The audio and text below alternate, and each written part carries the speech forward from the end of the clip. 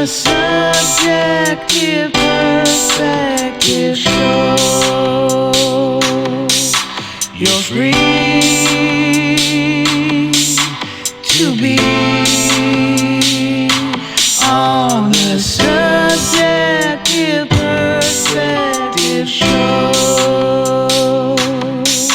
You're free like we on the subjective perspective show.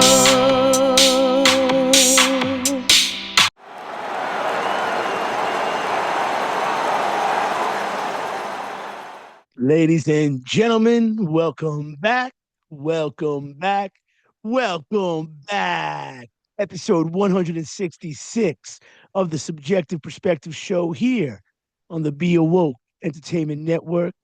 You already know we had Thanksgiving now, 2025, ladies and gentlemen. And for that reason, I brought out the old handy dandy sparkling cider coming out for a real nice holiday. Hopefully, friends and family, everybody will get together. If you can't be with the people, you know what I'm saying, that you love the ones you're with, as that song goes. But it's, a little tongue in cheek with that because you may want to kick back at your house this year, maybe not, get involved with too many people. If that's the case, enjoy it, man. Enjoy it. But we hope that whatever you're doing, if you're amongst friends and family, if you're by yourself, if you got nowhere to go, you're just sort of kicking back.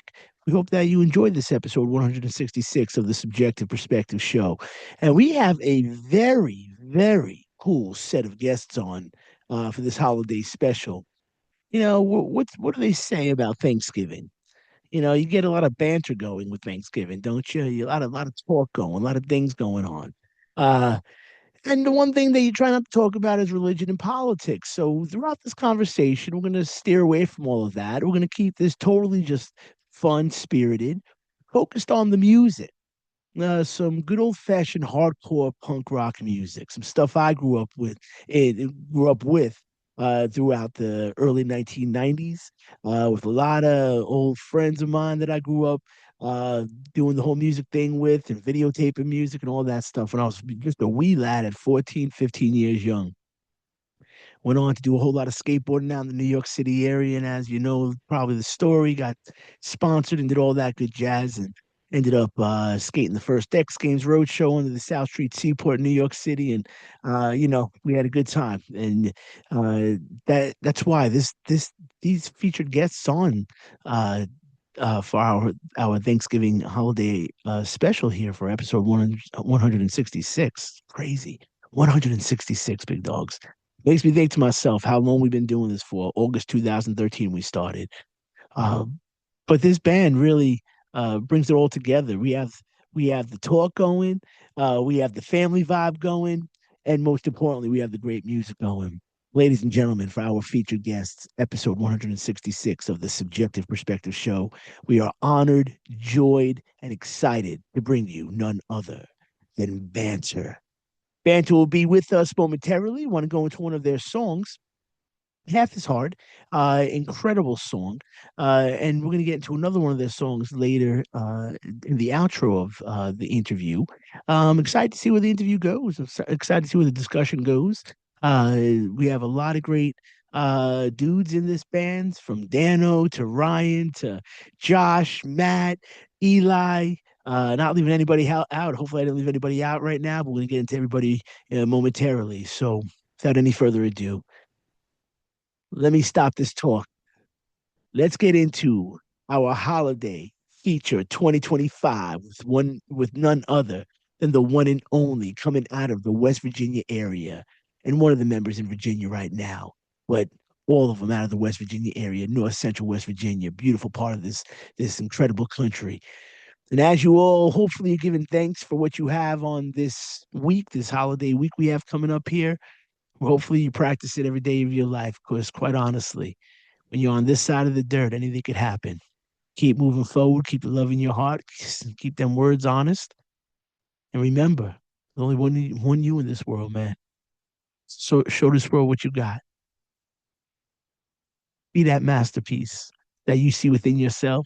Let everybody else just relish in the moment. Ladies and gentlemen, 166 episodes in, we give to you the one and only Banter. Life is hard. Get you in a couple moments. Peace. Taking it day by day, it still seems like it's so much harder. Toys get broken, throw it away. Dreams get forgotten, are so much farther from me. And I can't help but feel that my finest times are worth the time. It's the day and only maybe I'll drop everything and make up for lost time. I've been stuck in a sandbox, but has it swallowed me up? It's easy to tell when I can hardly take care of myself, let alone anyone else. And even though I know what they will say, that these were the good old days. But for now, it feels like I'm reaching the end of the road. Just wait. And when I look back with pale blue eyes and realize what I've become, at least I'll know that becoming a man isn't half as hard as being one. I've been given a chance, but am I fucking it up? It's easy to tell when I can hardly take care of myself, let alone anyone else.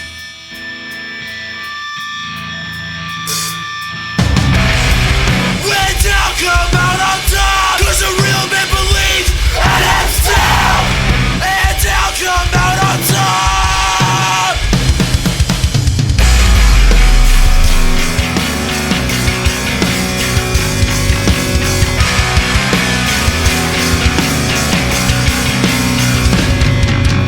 We will never stop. Ladies and gentlemen, welcome back to episode 166 of the Subjective Perspective Show. We have with us, as I've given that cool intro, based upon some of the greatest music I grew up with. I would consider you guys melodic hardcore, and I was actually talking to Eli a bit off air about this, but definitely hardcore, no doubt about it. Ladies and gentlemen, we have with us Banter. We just come in from Half is Hard, and the song is killer. That's why I had to play it first on that intro. Gentlemen, coming out of two parts of this country right now, I know. Let's start out with the one. Well, first off, welcome you all to the Subjective Perspective Show. To Sure, this thanks for having Thanksgiving. us. You already know, boys, to this Thanksgiving holiday episode. Gonna lead into Christmas also. Who do we have up there? With the rocking hair. Who I gotta get my hair long again. My Make name's me want to Eli. get long hair again. Make me want to Yeah, get long hair yeah, again, kid. yeah, Hey, yeah. who are you, my friend, in Banter, and what's your role in Banter, my brother? My name's Eli. I play the bass. Used to be a former number one groupie. Fucking true. And where are you? Where are you located right now, my man? I'm in Winchester, the old northwest of Virginia. Okay, we're in Virginia. People checking this out across the pond, the West Coast, Asia, wherever you are. We're in Virginia, so check that out on the map. All right, all the fellas down there. On my screen, it's downstairs, so I'm not sure if and everybody else, I think it will be below us here. From left to right, I know you all now personally. But Josh, can we start with you, sir, and your name and your role in Banter? Yeah, I'm Josh Lucas. I play guitar, write the songs along with my friends. And I'm Ryan. I'm lead vocalist, also writing the songs with said friends as well. Daniel Couture, guitarist. I'm Matt. I'm one of the new guys. I play drums. Yeah, man, you guys rock, man. Banter is what's up. Hey, yo, it's gonna get into some holiday banter with Banter. You know what I'm saying? That's what we're about to do here. What do you do during Thanksgiving? You get some banter going. So we're about to do that, ladies and gents. And I want you all to know this is really, really special for me because, as mentioned, hardcore music was something I grew up with. A lot of people in my neighborhood were really into it, and a lot of people in the New York City area. I grew up about 25 miles outside of Manhattan. So I met a lot of people in those early 90s, and we're going to get into that. But I got to start off, gentlemen. So we got Winchester, Virginia. We got the boys on the screen. Where are you guys? Where are you guys located right now? So, I mean, a smattering in West Virginia for the most part. Not too far. I think Matt's the furthest one out in Buchanan. I'm currently living in Clarksburg, not too far from this guy, Dano. Josh, he's a floater. He's out in Fairmont, which is a little more on the northern side, closer to Morgantown, which, transitive properties put you closer to Pittsburgh, which is probably the only name that people recognize out of all these towns so far. Brian, I got to tell you, I think it's a good thing nowadays. I think you don't want as many people coming to your neck of the woods because then forget about it. There goes the prices and everything skyrockets. And oh my God. Listen, guys, I come from the New York City area and California, knowing how that goes. So please, you guys are in a beautiful region of this country, and I know those regions very well. All right, so listen, man. Got to start off. So, are you guys born and raised in those areas? Eli, you born and raised in that part of Virginia? Yeah. I come from Fairmont, so You come from Fairmont, and I apologize. Fairmont, Virginia, or Fairmont, West Virginia? West Virginia. Yeah. I grew up cool. where they all are now. I just found my way out here. What brought you out to Winchester, my man? Former relationship, but just kind of stuck around. Hey, right on, man. Right on. Hey, well stated, sir. Well stated. Absolutely, brother. and boys, on the screen, are you guys all born and raised in those areas? Oh yeah. Yep. Oh, yeah. So Yes, sir. I'm actually born Ohio born. Oh, And I claim that, everyone chill, everyone relax. Marietta, Ohio. It's not too far. A lot of good local bands have come out of that area. Not that has anything to do with my birth. I slide it in. I remind people that I wasn't born here. When did you slide in, Ryan? When did you slide into WV, brother? So I mean, so early it didn't even really matter that I mentioned that I was born somewhere else. But I had just moved back from Denver. I had lived out there for about 10 years. Oh wow, man! Oh wow. But so you're originally from West Virginia, then moved out to Colorado, and then moved back to West Virginia.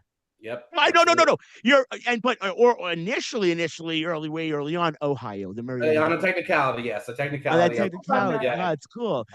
And I think all of us have, essentially, parted ways and made some space, and then ended up coming back. Oh yeah. I've been all over. You guys are like me. We have those young genetics, man. You can't peg us for what our ages are. What's your don't tell me your ages, but what decade you're born in? So late 80s, the latest of 80s for me. Okay, so you boys are older. You boys are older. You guys are pushing the you're pushing that 40s. The new guys, younger guys. Yeah. And once again, a technicality. I mean, I'm right on the cusp, 89. So I'm 88. I'm the old guy in the band now. It's awesome. Yeah, Josh is old as piss. And then I'm second. I'm not gonna pry, boys. I'm not gonna pry, but I'll tell you my age. I'm 47. So you guys a couple of years around mine or at my age? A lean 47. Okay. So we're about that. I'm born 78. Nice. So that's my that's me. So there's a reason I asked this question, guys, too. You definitely I ask all my guests this question. And I also follow up with this. We mentioned it's a beautiful region, but I also ask my guests, what's it like growing up there? So what's it like growing up in West Virginia, boys? In the time period you did, in like the 80s-ish, 90s-ish. I know, Maddie, you're about 30-ish, my brother. Yeah. Yeah. Matt and I work together. Good friend of mine too. And it's a pleasure. Growing up anywhere in the 90s was probably that's probably the best time period you can grow up in. I mean, cartoons were smacking. I mean, everything that mattered was happening.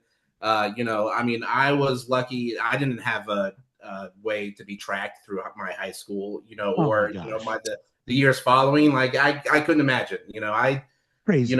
Without being tracked and having pictures taken every 40 minutes, I barely made it out of, trouble. Oh my God.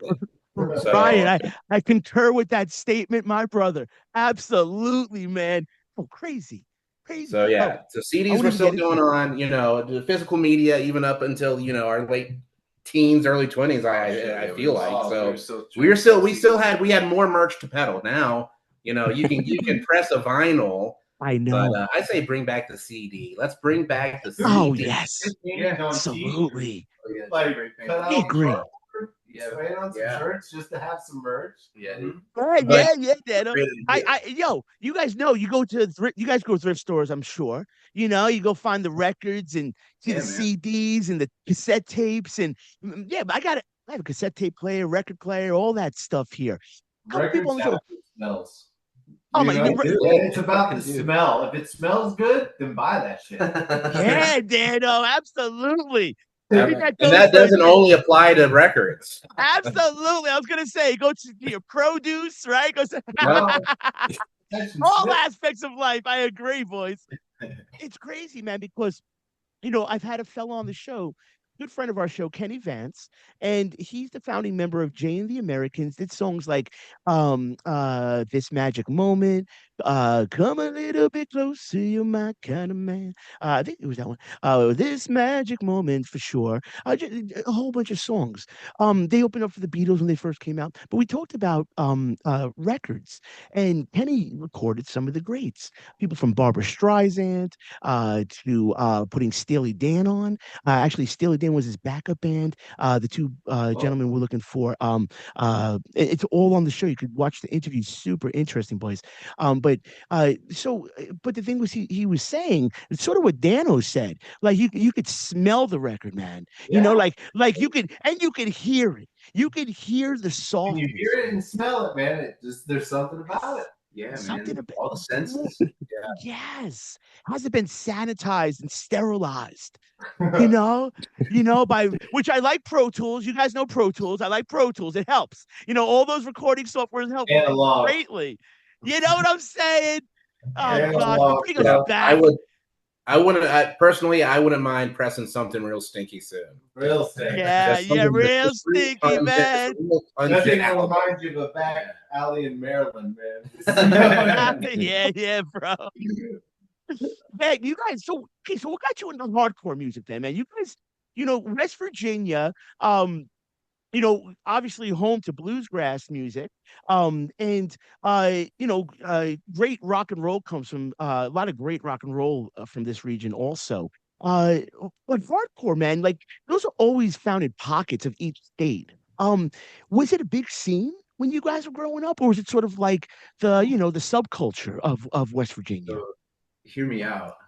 Whenever I was coming up, the first local hardcore show that I'd ever been to was actually a Count Me In show. So Yeah, and Count Me In was what we used to go by. yeah. Oh, right on, man. Yeah. That's so crazy. Yep. Yo, that's crazy, bro. Maddie, that's crazy, kid. We So had that's full circle. That's insane. Absolutely. It's yeah. I would say it was a pretty tight knit little group that we had. There's like 3 or 4 bands. Would you say, guys? That just kind of like made up the scene. I mean, everybody was trying to be metalcore at that time. That was mostly what was, you know what I mean? That is around our area and shit. But we It just seems like that's coming. You know the band Propaganda? yeah. Their new album, man. They had a couple songs. I was telling Maddie, I was like, man, see Maddie at work. Maddie's the man. And they're throwing some metal licks like in the intro. The song is it's actually pertinent to all of us here for the most part. We're older now, I think is the title of the song. It's one of their newest songs. It's what a good song. But it's funny how it's sort of coming full circle. How it was sort of metal core you saying, Josh, like sort of like what was going on. I mean, yeah, like basically all the other bands that were trying to do it were trying to do that. That was just like the big sound that was happening. Yeah, Slayer, Kill Switch, like kind of like the Christian metalcore, like a lot of bands were sounding like August Burns Red and shit around that time. I feel like if I remember right, I'm you know ready. what I'm saying? And a lot of people trying to sound like the Devil Wears Prada. Yes, But yeah, I could think of it. Yeah. But like us being a hardcore band, then other hardcore bands around would be like, oh shit, like there's another band that we can have on the like. It was breaking. Down South gave us a big break, getting us on some good shows, And like you said, we definitely kind of veer into more melodic territory, with our music. Yes. As far as like the hardcore scene in general, there had always been a hardcore scene in the area. And I mean, you just really have that with like any blue collar community. You'll Pittsburgh, have not like far, like you and the said, right? Yeah, hardcore. Pittsburgh's right. That's where like the best stuff is grown. And so there was Absolute Power X, OGs, straight edge, hardcore. Now all these bands that still had this hardcore sentiment like behind their lyrics and their delivery, I used to wear the a lot X. of them I used still to had wear like the a X. metal edge crucified to it. A lot of these hardcore bands still had more of a metallic edge. There was like bands like Scuzzard and bands that are a little more blatantly punk rock. And by the time, because I mean, I think it's fair to say that the majority of us, if not all of us, came from playing in a more traditionally metalcore group before diverging into something a little more hardcore punk, melodic or otherwise. So by the time we kind of started throwing our own stuff together into the proverbial hardcore pot, I mean, Josh comes from a really technical metal background. Dano was very, punk influenced. You could tell in the songs, man. The songs are killer, man. Yeah. So with the melodies, sometimes things might even present a little even poppier at times. I mean, that might be an egregious term, but like I feel like we and we obviously get heavy when we get heavy, and there's plenty to like. There's a lot to dislike. Also, if you want to be a jerk about things, there's a lot. There are pockets in our music and within our albums where you can say, well, that's not very hardcore, or that's not very hardcore. But we always presented like what drives us. The lyrical content has always been truthful. It's not like everything's not a concept or just ringtones. I mean, it's whether it's the breakdowns, it's the lyrics, it's the one-liners, just meaning something. A song having a meaning is what we really constituted as hardcore. Yeah. So one of your lyrics sticks out to me, and I apologize. I'll probably paraphrase a bit here, but how I can't even fend for myself. How can I fend for you? One of the lyrics in one of the songs. Yep, absolutely. And just it speaks to exactly, Ryan, what you're saying. It's coming from that working class, working poor background, which can I tell you something, guys? So this is the thing, Eli. I didn't want to tell you off air before we wait for the boys. So when I grew up in the early 90s, like 90, 91, I'd say this was, I was skating a lot with actually where the Bob Dylan picture I got right there. One of the kids I grew up skating with, the first kid ever, produced the latest Bob Dylan movie with Timothy, and I always butcher his name, so I won't try to. It starts with a CH, Chalamet. He's done a couple of really cool things, man, like Project X and other wild pieces. But we were getting into hardcore. Him, and that's Alex Heineman. So you can actually see his name on the back of the Project X, the more recent Project X. There was another Project X with Matthew Broderick in the '80s with like a monkey, and they were like doing, sort of like trying to, teach the monkey how to talk and stuff like that. Not that one. This is the one in like the '90s that was a little more risque and crazy. I guess about like coming of age in high school and all that fun stuff.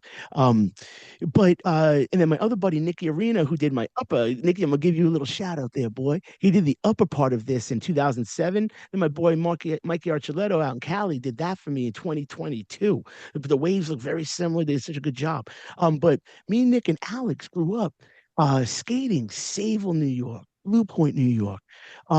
First ones going to Manhattan together, go to Times Square and get hustled out of money and all that stuff. We all did that together, man. But we also started going to what they called shows, right? And so like you had like bands back then like Fugazi, like Minor Threat. You guys know the Kingpins, right? We all know them. Now I never had a chance to see them. I've seen like Earth Crisis, Snapcase, Shelter, stuff like that. Um, I actually saw Earth Crisis. I was telling Maddie the show was Shelter, Earth Crisis, and I forget if Snapcase played that same Did you say show, it but was Slayer or something? Earth Crisis the opening for dude from Slayer was there. The dude from Slayer, they were crowd surfing one of the dudes from Slayer, Maddie. Absolutely, brother. I thought, and in my brain, because it was so long ago, it was in the 90s. That one was in the 90s. That was definitely in the 90s. That was at Stony Brook University, actually, North Shore of Long Island. Maddie boy, I was like, but I remember it was the talk of the town. Everyone, the whole hardcore scene is like, yo, whoever was, was there, it was Derek, whatever the name was, So, uh, yeah, so okay, but this is the thing, boys. the emo genre didn't exist, right? It was hardcore punk rock and stuff like you would hear like a Veil.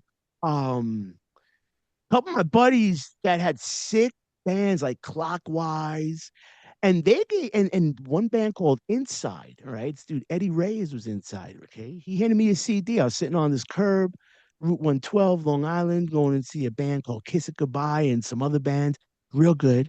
And oh, Motive too. Oh my gosh, forget about it. And so uh Eddie hands me the CD, right? He's like, yo, what's up, bro? Good to see you, man. So we used to all hang out, all different pockets of friends, but you'd all hang out the shows together, right? And you know each other, and I knew a lot of the people that were in the bands and stuff. And I would videotape a lot of the bands. Yeah. So back when they had the big camcorders, and I don't mean to monopolize time, but this is a fun one. So later on in life, I seen Eddie a bunch. He lives with my old buddy Phil, hand ready. Big shout out to Philly. Uh, Partied in his uh apartment with George from Mind Over Matter, if you know the band Mind Over Matter, early on. Um, Tom from Silent Majority. If you know Silent Majority, you guys remind me of Silent Majority. If you know Silent Majority, guys, super good early on, super good. We actually drove Tom to a concert down in Staten Island back in the 90s. To a show he was doing in a basement of some like deli house. I don't even know what it was. Crazy. But the band Inside was like sort of what you guys are doing, guys. And I think you may be able to find it now. I think there's somebody from back in the day from the network of people that I knew um that are posting old videos. I forget who it is, man. I saw when I was showing Matt Clockwise, the song uh She Said. Yeah, I think She Said is the song, super good. Or whatever it was, Clockwise, super good. Um but Inside, Eddie ended up, bro, like later on in life, like ended up going to college, this and that, boom, boom, boom. But I walk in my family's crib, and my brother's watching MTV when MTV was playing music back in like the 90s or something like that, maybe early 2000s, late 90s, I think this was. And I see Eddie on it. I'm like, yo, I'm like, dude, I know that dude, bro. And he's with a band called Taking Back Sunday. I'm like, hey, man. So he's the guitarist in Taking Back Sunday. I believe he still is as well. Eddie, if you're out there, brother, I remember you, man. You know you remember me, my boy. God bless you, kid. I'm so proud of you, man. All you guys. Can I tell you this about Eddie, man? Can I tell you this? Such a nice guy. So I am so glad he made it. I knew a lot of people in that gig. Tattoos head to toe, right?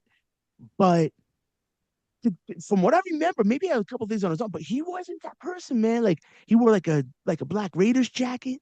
He'd come to gigs like you wouldn't peg him for that hardcore person, but he'd be playing the bass. He played the bass back then. From what I remember, man, Eddie, I apologize if you were playing also like listen, Inside, it was so melodic, like how you guys get at times. They're beautiful, man. The lyrics remind me of Silent Majority as you guys get a little like, and I'm gonna throw the ball back to you guys. So that's one thing that I wanted to share with you boys live on air. Yeah, pretty cool, man. And a shout out to Anthony Scarfudo playing with the oh my gosh. They do covers and they are the oh my gosh. All right. Throw the ball to you boys in a second here.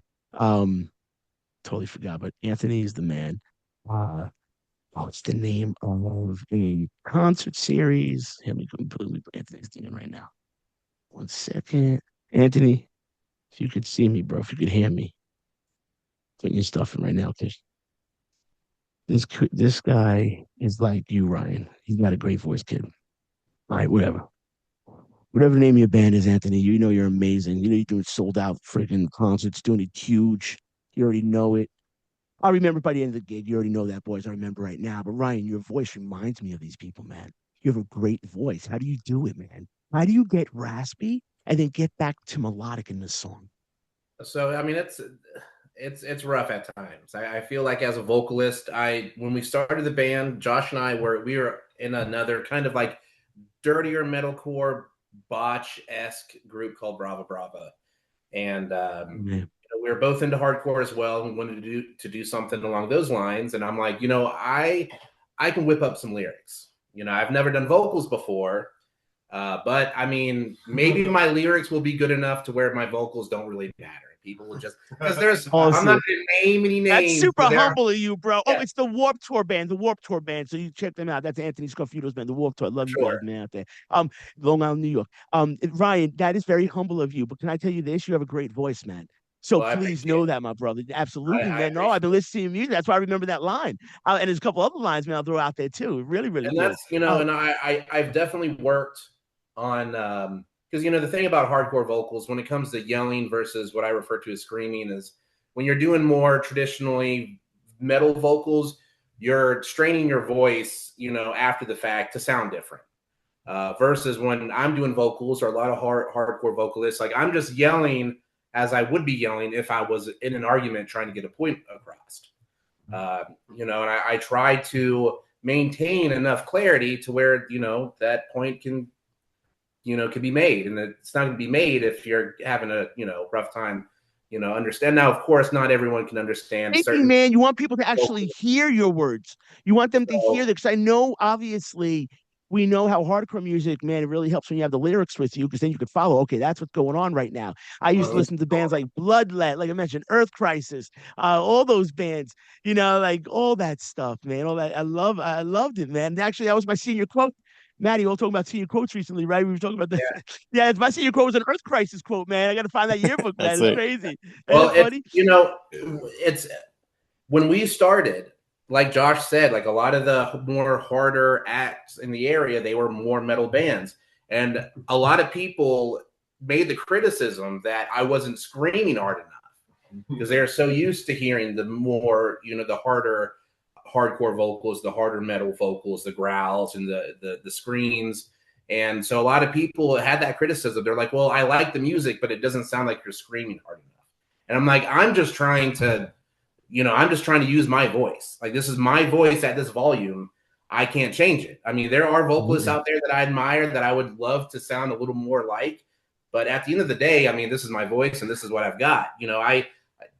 Sometimes I use melodies, sometimes I get a little, more gravelly, throw some extra grit in there, but that's all in context with what I'm saying. If I'm saying something and it has a little more punch to it, and that's because I feel it in my gut, whatever I'm saying at that point.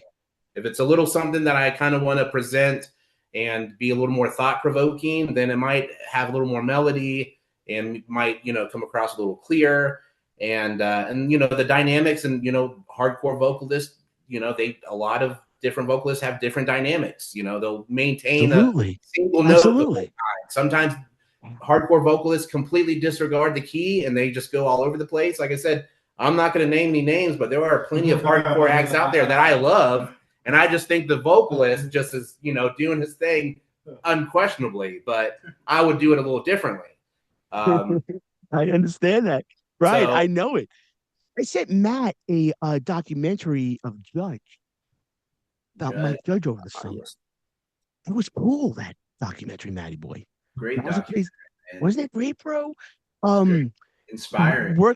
Did you guys did you guys listen to Judge at all? Did you listen to Judge at all? I didn't listen to Judge until after I'd watched that documentary. Yeah, absolutely. They were way early on. They were niche too. Like, a lot of people didn't know of them. Being from New York, they were from Jersey, right outside of Manhattan. I was right outside of Manhattan, the other side. So a lot of little truths, a lot of little networkings was happening. Places people would play, a lot of VFW halls, YMCA's. I remember the Roxy's. If you get real lucky, you do a Roxy. Irving. You guys ever hear of a band, Vision of Disorder? Yeah. VOD. I saw them back in the day, boys, with a band, which I think it's just apropos, and Maddie knows what I'm going to mention, a band called Weston. You guys ever hear Weston? No. Oh, check them. You could Just Like Kurt, Kurt. Check that song out. They're older now. They're our age, guys. A couple years actually older than us. They're in their 50s, I would imagine at this point, but they played with VOD, and VOD was huge. Tim VOD had a sick voice, I remember. But it was the musicianship, like Dano, Josh, Eli, right. Obviously, as your voice is the narrative, you're making the point. You want to get the point across. You want people to hear what you're saying, with the emotion attached to it. Then you have Maddie throwing down the beats, the back soul, like the rhythm, like you're getting ready, boom, getting ready for it. Eli comes in obviously with that all about the soul of it coming out hard, whatever it's going to be. You know what I'm talking about? And then Josh and Dano, you guys set the stage for like the melody, really, man. So okay, to Dano and Josh for a moment. Eli, I'll come to you in a second. Then Maddie, I'm going to sort of pick at your brain, sort of last but not least, only because you get to hear me more often when I get to work with you. You know what I'm saying? You're like, all right, this guy's going. We know this guy already. How do you do it, brother? Do you guys like so when you're creating riffs, melodies in essence of the storyline, is Ryan giving you all lyrics? And I know Josh, you're writing lyrics also. Or is it like the guitars coming together? Do you guys come up with rhythms, melodies before this? How do you create this? And then Eli, I'll come to the bass after this.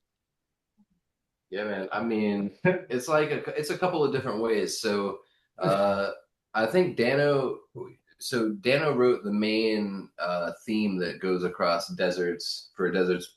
Like even like Great, so I wrote Deserts Part 1. I recorded all the guitar parts myself on that. But I took everything that I could because Dano quit the fucking band. Yeah, I'm out in Florida, bro. How it goes, bro. It's all goody, bro. Still part of it always. Still great friends had to go to later phases of your life, right? Just great friends had to move to a later phase for a hot sec. That's Jack Kerouac on the road. Jack Kerouac's on the road said that. That wasn't me. That's Kerouac on the road. Well, Sorry, Josh. And then I'll let Josh continue. Technically, we broke up, and Dano elected to not reach him. That's even more. Dano, even better on your part. You're cool, bro. You're cool now. You don't even got to trip on it. You straight. My ass went to the beach, bro. He didn't leave us hanging or anything. Yeah, no, it was all good. But yeah, so like a lot of it. So he wrote Deserts Part 2, which is the last song on the Deserts EP. And I took themes from that and made Deserts Part 1. And then I think together we had written the intro Trenches at band practice. Well, we actually wrote a lot of that album together in band practice. Just when it came to recording time, Josh recorded everything and he embodied everything perfectly, man. Like he did really good. Like when I heard it, when I was down south and I actually listened to it, I was like, oh, I was surprised that works. To anything that I did, and like, given he may have improved some of my wild stoner. There were a few riffs where I'm like, Dano does this, and Josh is like, I don't care. What Josh is doing today. That's right there, bro. That's mad cool. That's mad cool. I was honored. Either way, when I heard it and the finished product of everything they'd done past that point, I was like, wow.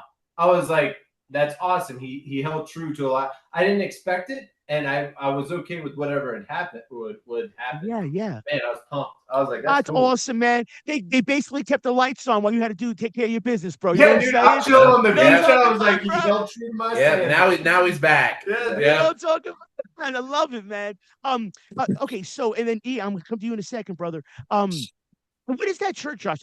That's not a Suffocation shirt, is that? I know it's a Crown Vic. They're from West Virginia, also. They're sick, like slamming brutal death metal band. They're nasty. And they're Crown Vic. Crown Vic. Yeah. Shout out Crown Vic. Let's get you on down the road, man. We'll find you. Yeah, that'd be dope. You guys ever hear Suffocation? Oh yeah, of course. I love metal band.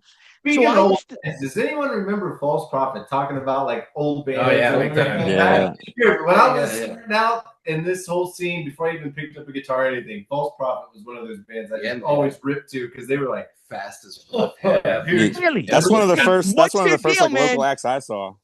I used to jam with Guy from Suffocation. I used to jam with him in his basement. Long song. Let's get back to that. Dano, what's up with Lost Prophet? Because listen, man, I was into the hardcore. I wasn't as metal. I was like early metal, like Anthrax. Like your basic, like Megadeth. Like They Must Stay. Thrasher stuff too. I'm right there with you. Thrasher and like punk rock. Like I grew up on like from Rancid, Off Ivy, and like Blood for Blood, H2O. That was my jam. And then Blink-182 was the whole reason I even started playing music. H2O now. H2O. I can get behind Toby from H2O. Now listen. You ever hear of a band called Gorilla Biscuits? Oh yeah. Okay. Okay, the lead singer Civ owned a tattoo shop where I got this in Sayville, New York. That's where my buddy Nicky Yeah. worked, right? So Nicky used to work with Civ. And my very first tattoo. So I got that top part. They had bottom parts at Golden Rose Tattoo. But the top part is where Nicky Arena did his stuff. That's the Lotus Tattoo, Sayville, New York. Everybody, Lotus Tattoo. Check him out. I think Civ probably still owns it. But I got my very first That one would in be the 80s. awesome.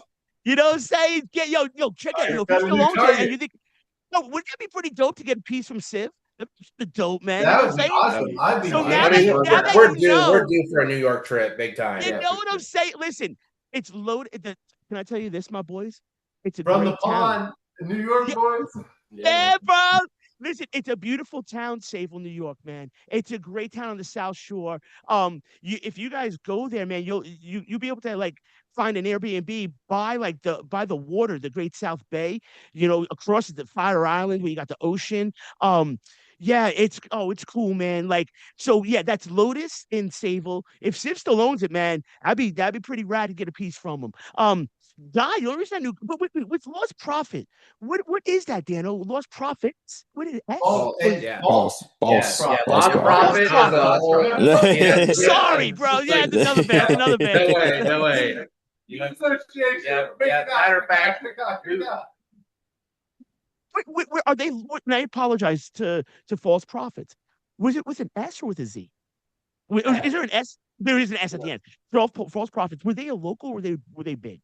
They were just a local band, man. They were just Hey. ripping. Like when I was a kid coming into like what we considered our punk rock scene. You know, where they're like False Prophet, they were actually their guitars were in tune. And then every other band after that, most of the guitars and everything was out of tune. It didn't matter. It was at a bookstore in the back, and it was called Intro and Ballads back in the day. And that's just what you did is you went there and you watched punk rock bands, and they were the best band, but everyone else was out of tune, and you just moshed and you beat up, and then you cleaned up, and you went home. Yeah. Where was that? Was that in Fairmont area, brother? No, this was down here in Clarksburg, man. It was in a bookstore called. A bookstore used to rent us out at like a little venue in the backside. We just always had to clean up at the end of the night, and we could just demolish it otherwise. So we just that's how it goes. Oh my gosh. I'm gonna put a couple more logs on this in just a little bit too. I want that thing going out. It's nice and cozy right now. Dan, I apologize about that. So that's a local band. Are they still rocking? Do you think? Are they still around? They're not anymore. But it was just we were talking about. I thought I had seen them on a flyer within like the last 5 years. Oh well, that's amazing. That would be crazy then. That is awesome. Now let's bring it all back, baby. Let's bring it all back, kids. Well, there's been a revival because on the internet, obviously, I saw Silent Majority out in Long Island, probably Amityville, somewhere out there, and they were killing it. Sold out, massive, like young, old G's, the young, hardcore kids, people mid-age, and they're being looked at as like these pioneers. And I'm like, that is super cool, man. Because, listen, I grew up with the cassette tapes from Silent Majority, the blue cassette tape. Bro. You know what I'm saying? Everybody who remembers the blue cassette, there was a blue, they had the little paper in there. It was the blue paper that was their little dude, yeah, you have to fast forward 5 minutes to your favorite song. You know it, Dano, you know it, brother. And God forbid the tape goes bad. You get the pencil, you put the pencil in the middle, try to wind it back up. You know what I'm saying? Number two, BOD. Jesus, I'm having too good of a time with you guys right now, man. I don't mean to be taking the mic, but Eli, I'm coming to you in a second, brother, too. And Maddie, I ain't forgetting about you, baby. Trust me, I'm coming at you, boys. So just not get off the Guy piece. Yeah, Guy Marchese of Suffocation. He got cancer a couple of years back too. I saw on the internet. I didn't realize till recently. Big shout out to you, brother Guy. If you see this anytime, get on my show, man. I want you on, brother. He comes up to me after a gig, after like an open mic thing on the North Shore of Long Island, Cool Beans, little coffee shop, like you guys are talking about. But I was doing like more like, it might be like just singer-songwriter stuff, Sublime Mask type of feel, whatever. Might have a little more of whatever to it, but in essence, it's just more of like singer-songwriter stuff, right? So, cool, sounded good, sounded fun, it was very fun stuff. But he comes up to me, man. I have this dude come up to me, long black hair, about my height. And he's like, hey man, I seen you here last week, man. I like that song you guys do, Ragtown Boys. I was like, oh, I appreciate that. Well, not you guys, me, my wife and I do that now as a subjective perspective. This is before many years prior to that, 2007 probably this was. And he's like, hey man, I want to jam. I'd like to do a thing with you, man. I have someone else I'm thinking of doing something with. I'm like, all right, cool. I'm like, hey man, what do you do, bro? He's like, I do metal. I'm like, oh, that's cool. He's like, yo man, here, this is me and my band. So he brings out these iPhones, I had no idea what these things were, bro, And I knew what they were, but like it wasn't like very well. It was brand new. So this must be like 2008, 9, whatever it was. Unless he had another phone with video on it that I don't remember. I'm just thinking it's iPhone because it's many years ago now. And it's him in front of like a stadium of 20,000 people. Don't know if it's sold out, but he told me it was 20,000 person stadium with a band called Napalm Death. He's up there rocking. I'm like, dude, this is getting crazy, bro. I'm like, that's you up there, kid? I'm like, yeah. He's like, yeah, it's my band, Suffocation. I'm like, yo, you guys are killing it, bro. I'm like, all right. So then we ended up becoming good buds. Ended up jamming with him. He wanted to make a band with me, him, someone that tried out for American Idol. This other dude that was like a dancer, but he was something. He was a singer too. But the dude showed me a sick guitar. If you guys have never seen this guitar, and the only reason I found out is recent, long story. Uh, Found out recently about this. But I never knew what it was called. It was called the Assassin. This guitar, BC Rich. He was also, I guess, endorsed by BC Rich. He showed me a layout he was in. I'm like, bro, that's you, bro, in the magazine and the dang picture. That's crazy, kid. So we're doing licks together. We try to do it. But Guy Marchese, you the man, boy, Suffocation, Josh, because that's the style. Like Crown Vic, like that's the style Suffocation has their lettering. Yeah, man, that's what I love, man. I mean, across all genres, like that's what I love about the New York death metal bands. Like, I was just like looking on my phone at the Metal Archives, but yeah, he was in Pyrexia too and shit. I love Pyrexia as well, man. Was that Guy? Guy was that? What is it? Guy was in Pyrexia? Yeah. I think so. Cool, man. Shout out. I'm not even sure. Pyrexia, what's their deal? They're killer? Are they killer? It's the same shit. It's just like slamming shit. It's basically death metal that makes I gotta check him, Guy. I'm gonna check you, boy. I'm gonna check you, boy. It's just that freaking any genre. If it's meant to make a mosh pit happen, that's what I'm all about. Whether it's like a good grindcore band like Napalm or. But I just like it. I like it. The live show vibe, like when you're trying to make people move. That's the shit. Josh, get me going. 47. Stank, bro. Josh said something to me. You're waking me up. You're waking me up, boys. I like this. I like this situation, baby. Sorry, take the mic, brother. Sorry. Josh said something to me years ago, and I don't know if you remember this or you remember who said it to you, but you said you had like a teacher or a professor. You were showing him like your music, like the Banter Count Me In stuff. And like talking about like two-stepping and hardcore dancing and like, the call to response that happens at specifically a hardcore show or, any adjacent, hardcore genre. And he had said to you that like good rock and roll in any state should make you dance. Yeah. And that's what like makes it rock and roll. Is that, that's funny you say that. Shout out John Vaughn. John Vaughn. Yes. Yeah. John Vaughn it is? Yeah, he was my first guitar teacher, man. He was a great guy. Shout out. He was Then I'm shouting out to Dave Zinn. Taught me everything. Yeah, David Zinn. Yeah. Dave Zinn's mine, baby. I'm in a band with David now, yeah. Oh man, Dave's fire. Yo, I'm about to shout out all my people, man. It's crazy. Look at this. All right, Eli, I gotta come to you, baby. My brother. What's up? So, okay, bass guitar. And I didn't ask the other boys this shit, but I asked you. When did you start playing bass? Like 14, maybe. I don't know. Yeah. Okay. Middle school. Yeah. Okay. Cool. So you were slapping around for a bit then. So you're cozy on that dang thing. You sound dang good.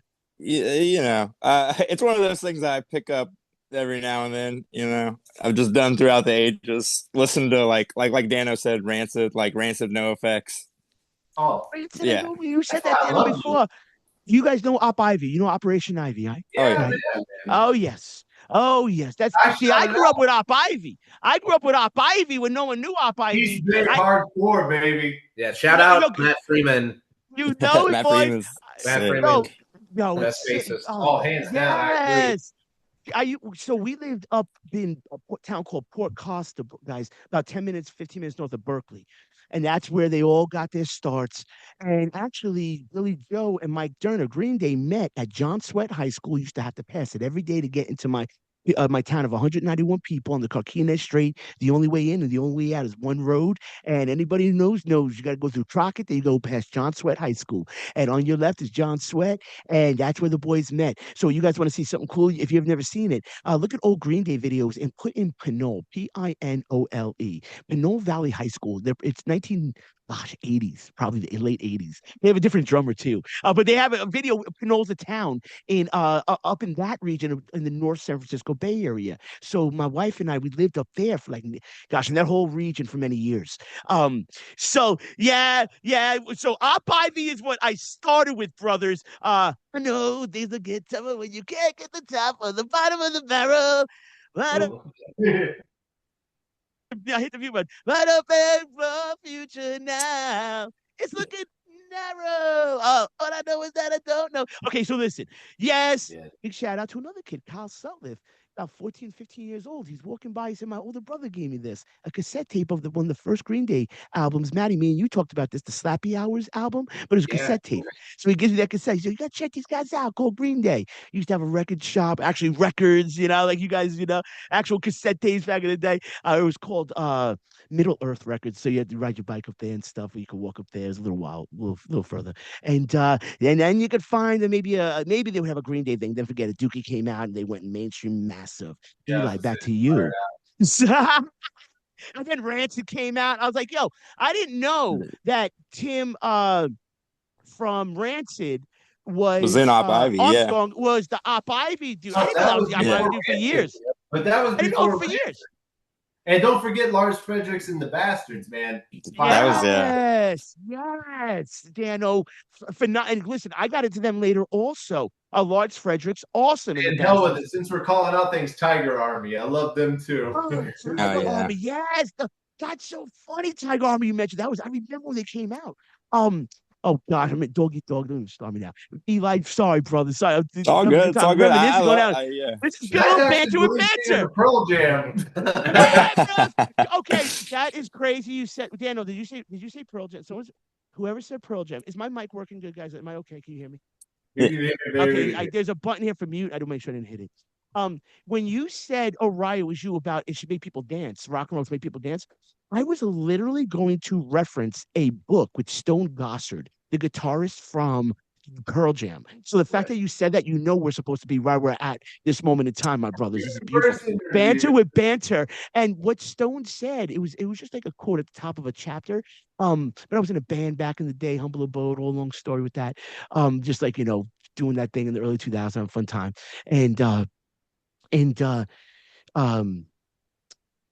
Jesus, what was I saying? You hit me with that. What was I just saying right there?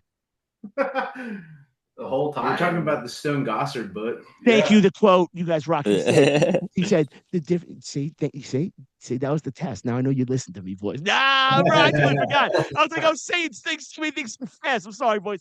But he was saying that the quote was literally one line. He said, the different ways you move your body are the different rhythms you get on the guitar. Something like that. I was like, yeah, that's sick. Then I started dancing different ways in my bedroom when I'm jamming. I'm like, okay, maybe it's gonna help me with different rhythms. I placebo, fun, like man. It's like I was like, Ryan, what you're saying, the soul, Eli, back to you. Really, the bass being that soul. So you started 14. But what do you start with, brother? Are you starting in that genre of like hardcore punk, or are you like playing different music at that time?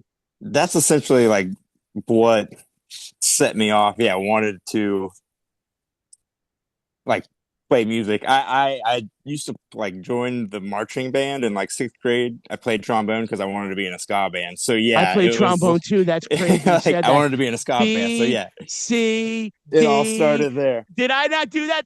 Eli, who else knows that? The trombone B, C out here, right? Right? I don't remember. It's been so long. Okay, sorry, bro. Sorry. I play trombone too. E. Sorry, can I just put some more logs on really quick? And everybody on air. Listen, everybody on air know this. Eli and I have already talked for probably 10 minutes because the boys are setting up. So, Eli, you and I have already had like a little nice convo. So, we're very comfortable with each other, brother. So, I feel comfortable with you. I feel comfortable with you too, boys. But I'm coming back to you, baby. It's going to be 1 second. I don't want this thing to go out on me, man. I don't want it to go out. 1 second. You'll see I do have jeans on, everybody. I'm not sitting here with you. Keep it I PG can't rated. Yeah, Dano's getting up. He does not have jeans on. Oh, Yo. Hey, Eli. How do we sound, Eli? It's nice. You can be honest. Does it sound Can you hear hollow? everybody? Does it sound tinny? Here or there, maybe. Okay, we're fine. We're powering through. We're plowing it. Yeah. All right. I'll get, like turn this, do this, touch that, twist this over Little here. little tweak here, a little tweak there. How? Can you hear me now? Yeah, hell yeah. All right. All right. Perfect. Yeah, we're doing it. Everyone, it's just me. Hey. One more sec, boys. I'm just going to sip my little drink here. Give me 1 second. A little drinky. Oh, good. Give everybody a little time. Take a second. Everybody take a chill pill. All right, I've never done this before, but you know what? This is Banter with Banter. This is Thanksgiving special, episode 166 of TSPS. You already know, beawoke.com. Let's go, baby. So what are you doing this Thanksgiving, Elijah? What are your plans? I'm working. Working? Yeah. The restaurant I work at, we do like 400 plus people on Thanksgiving. It's a whole big thing. All right, so maybe not Thanksgiving Day, but just the holiday in general. When are you doing it? Who are you doing it with? Is it just gonna be you and the partner? Are you guys gonna sneak out? Nah, probably won't be too eventful for me. You should sneak out or sneak into sneak out. When was the last Where time do what? When was the last time you did some sneaking? No. All right, listen, for Thanksgiving, you guys sneak into a movie. All right. Just find a movie that you might be relatively interested in, not too interested in, just in case you get chucked out. But just do some sneaking, man. You deserve it. You're young. You're young. you got that young. Gotta live around. it What? up. Gotta live on the edge. Around. Yeah. My bad, bud. I thought I told you. Let me hit Josh. Josh, do you have an arsenal already lined up? Yeah, I fucking. Dude, you were what? It's We're where friends. where We're I'm at. friends. We're Lucky Charm friends. We're Yeah. like, I'm feeling loose. Yeah, I wanted to. I know. I'm mad that I cut my hair. Oh, Like, yeah. Well, I didn't know what it was looking like. Well, I did, but now You know what? Maybe I I'm could use the upset. Yeah, Bobby too. I mean, somebody's got to, have some long hair. Somebody's got to have some short hair. I'm mad. I can make away the best mullet ever with this. Your handlebar on it. Look at it, bro. It's on it. I have to have Rachel picking me up some my shit small. But I actually have Rachel picking me up some fucking stash. Yeah, man. I don't know, dude. Look at that. My fucking when I got a long beard, dude, it just Dude, makes me look fierce. old ass. If I could do it, what's up, you dirty bitch? What? Dude, she wants it. She's a lover. She's the best. She's the best, chunky princess. Oh man, I think I got her on.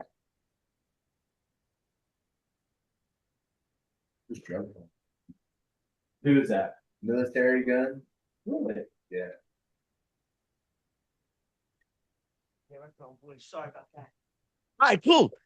Dano's with us. Josh is with us. Cool. I'm back. I freshened up a little bit. Got my Ryan new... had to run from you. Ryan had to run. All right, take your time, baby. For the record, I love the fire.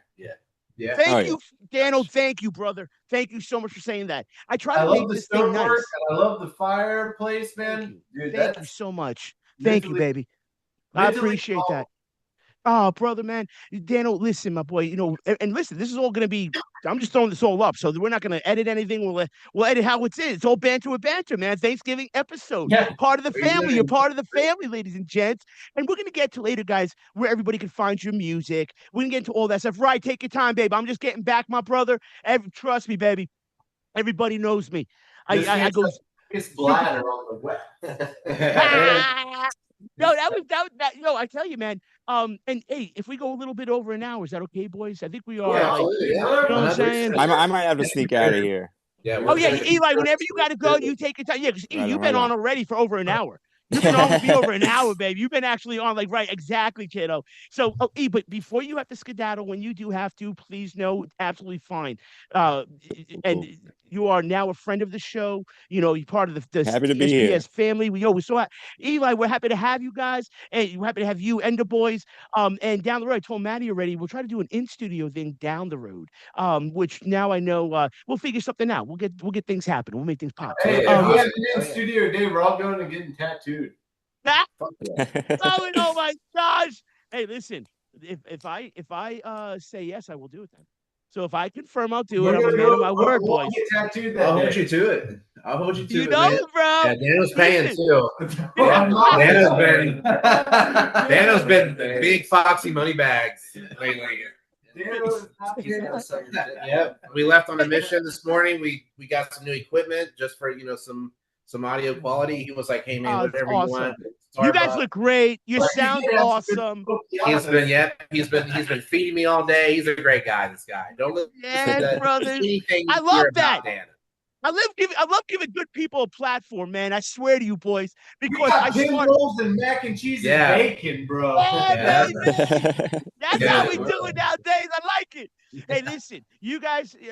The only thing I want you guys to know, man, is you have such a good sound, and I just want you guys to know that what you have done thus far has been awesome. Keep going. One of our guests on our show, Ashley Evans Smith, UFC fighter, talked to her off air, and she's like, "Nick, like what you're doing, keep going." And I'll always pass that on when I like what I'm seeing. Guys, got to just keep going, man. Just keep rocking in life, and you already know how life goes, man. You guys have been around this thing for a hot second, you know. Yeah, I know we won't even go there. How wild the world has become, but we already know it, boys. But my boy. So, okay, so you're hardcore punk your entire bass career in essence. But Essentially, yeah. but you played trombone in the band, you know, early on. So then were you in like many bands prior to Banter? Not really. I had one little stint as a vocalist for like a metalcore band. Oh, that's fun. Yeah. That's cool. That's shout out, props, big ups, Edgemont Terrace. Edgemont Terrace, yeah. And Eli and I, we were also in a hardcore band called Cut in Half. That was yeah. But 2 years ago. What was the first French Edgemont Terrace. Edgemont Terrace. Edgemont Yeah. Terrace. Yeah. Why Edgemont Terrace? Was that the name of the It was where our friend's house was. Yeah, that makes sense. That's cool. Actually, it was the friend that lived there was the friend that like got me into punk rock. Like, I love those names. Sounds good too. And that was in WV? Yeah, right there in Fairmont. Okay, early on. So how long you been in Virginia for then, my brother? 8-9 years. So you've been going back and forth with the band, doing practices then?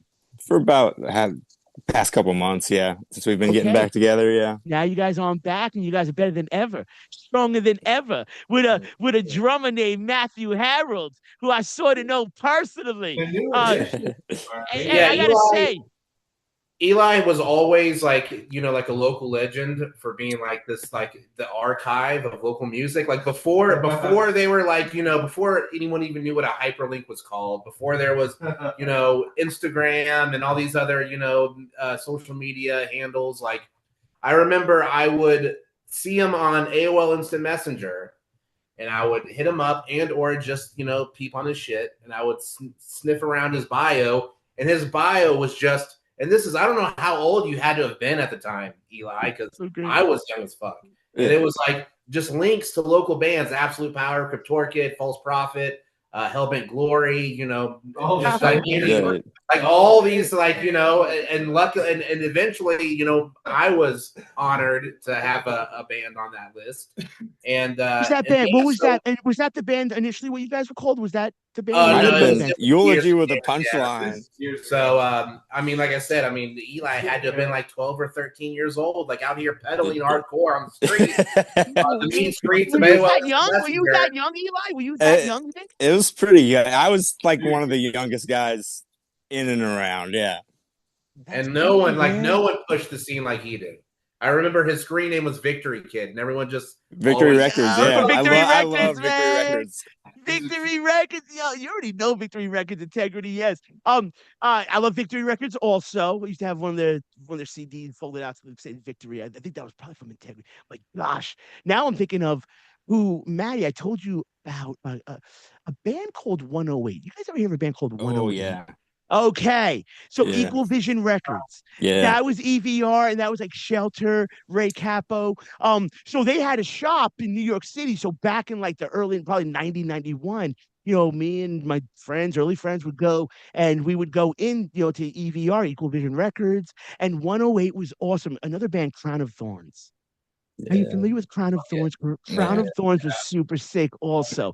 And I say this, guys, as I tiptoe around it, because I got to tell you guys, this was early on in my life. And like the music I listen to now, a lot of it is, I listen to everything. Like I mentioned, propaganda. I'll throw propaganda in the mix. I'll throw a little everything in the mix. So but it's not as specific.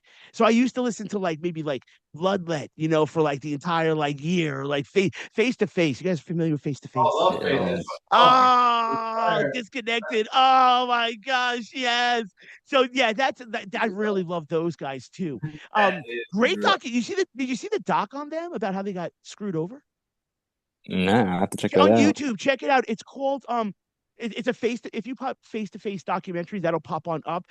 Oh gosh, I totally forget what it's called, brothers. I know I could bring it up. I don't want to be annoying with that again. But yeah, it was crazy because they just sort of got the runaround. They were doing huge shows, and they were.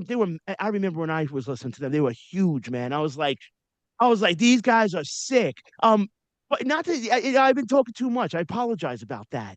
But if Eli, before I go to Maddie, brother, if I could ask you, okay, so what bands like nowadays inspire you? Nowadays,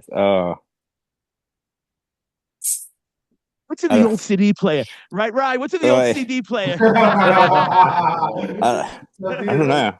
It's I'm trying to I'm trying to think of what just came out that I've been listening to, but I would say on the spot. I apologize. No, you're good. You're good. I know it's one of those questions. You're like, my memory's just like. I do the same thing, dog. Yeah. I'm like, what's just listen to, bro? That's why whatever I just was talking about, I was just mentioning propaganda. That's no one else. So I was like, what else do I listen to? I'm like, yeah, there's other things I listen to too. Bad Religion, obviously, is in there. Pennywise is in there. Obviously, we put all those boys in there. Man. God. Yeah. Dude. Ivan has the whole life. He's nasty. Yeah. Oh yes. Did you know the lead singer from Pennywise? I forget his name. Jim something. He does solo stuff. If you've never listened to it, it's really, really good, guys. Pennywise, the lead singer, Jim something, but he just does solo acoustic stuff at a couple of events. Super killer. Actually, there's one event that Tim Armstrong does just by himself too. So if you pop Tim Armstrong on YouTube, live performance, he's sitting on these rocks.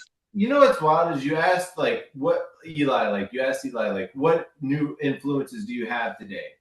It's hard to find new influences today because they're more or less just expressions of the staples that when we started out. Do you know what I mean? Said. You can totally accept and think that band's badass, but it's just a different expression of what was set through literally 99 to 2000, maybe 11 at most. Of difference, but everything else is just that. Unless you're just a weird grindcore metal or something to that nature, but for punk rock and everything, it's more or less just expressions. Yeah. So it's hard. So it's a good point. Yeah. Like a refabrication or like a remanifestation of sort of the same thing that's already been done. It's their own voice, but it's just different.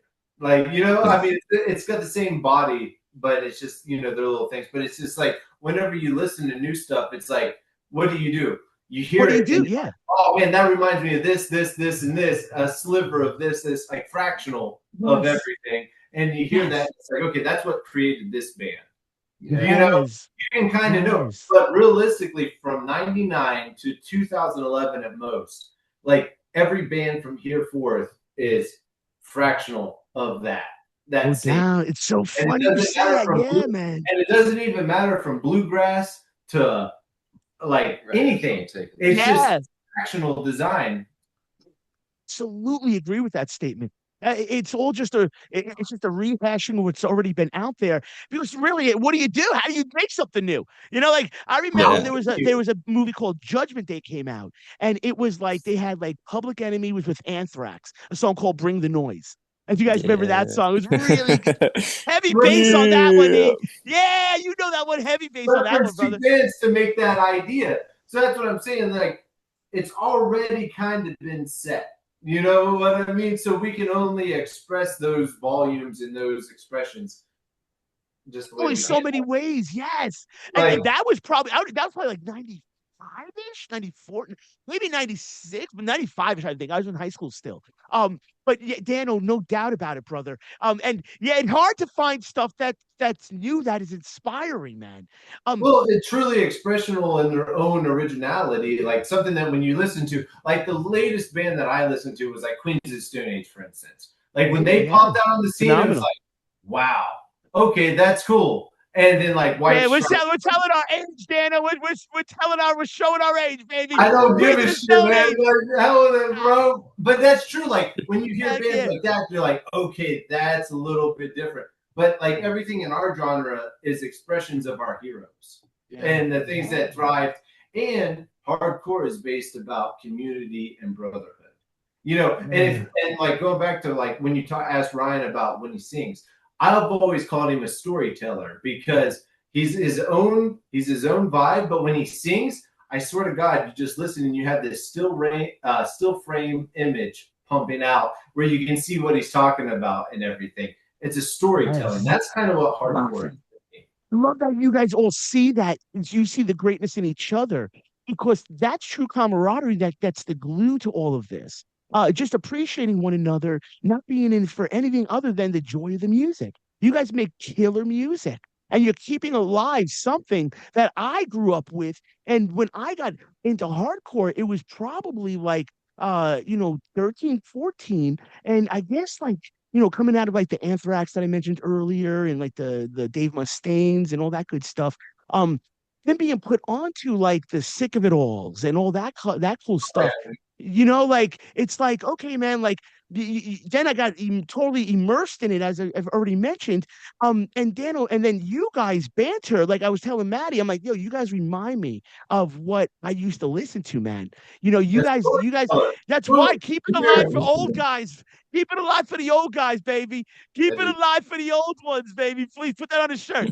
Banter, we keep it alive for the old guys. That's for you. You can take that.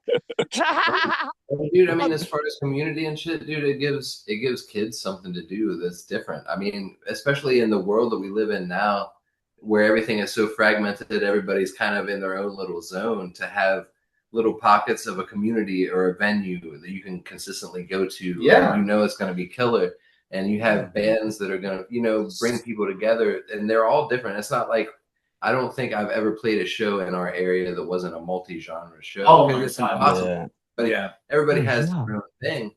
But I think that's important to carry on the legacy of the old bands and show kids, man, and have them carry on their own musical expression. I don't think anything is more important than that. Amen. Gosh, no doubt. And you were talking earlier about like a hardcore revival of sorts, even. And like that's, I mean, you could say that we're a part of that. Like, I just had a friend the other day share something about Banter on Facebook saying that this show that we've got coming up in December is going to be our first show in like 12 years. Yeah. And I'm like, when you put a number on it, like it's crazy. Especially when we're hanging out, it doesn't feel like we've ever, missed a beat. Eli, once again, part of the New Blood crew, but like he said, he was always at the shows. If I felt like there was any reason that I was going to have a hard time keeping up, I was like, if Eli's there, we're covered. We got the mic grab. We got plenty of mic grabs. Yeah. This is in Morgantown. Are you guys in Morgantown playing?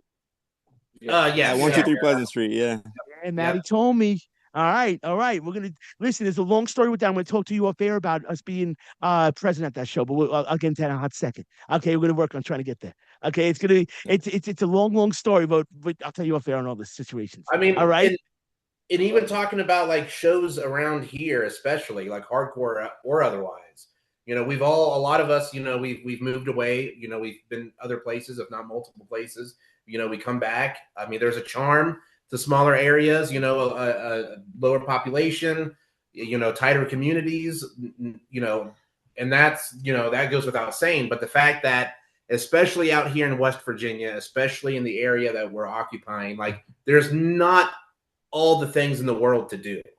No. So like a lot of kids that you grow up and you're either playing in a band or you're going to see your friend's band play, because you're not going to go indoor skydiving like you can do in Denver, where all the crazy shit, where all the crazy money is. Like there's not like and coming back from Denver especially, I thought that the music scene out there was going to be bonkers, but it's desolate. I mean, there's just so much more to do that kids aren't, and if they are playing music, they're playing the music that, it's not the kids that are scraping by to, get a band together. It's like, oh, my parents bought me some $4,000 CDJ so I can start techno DJing.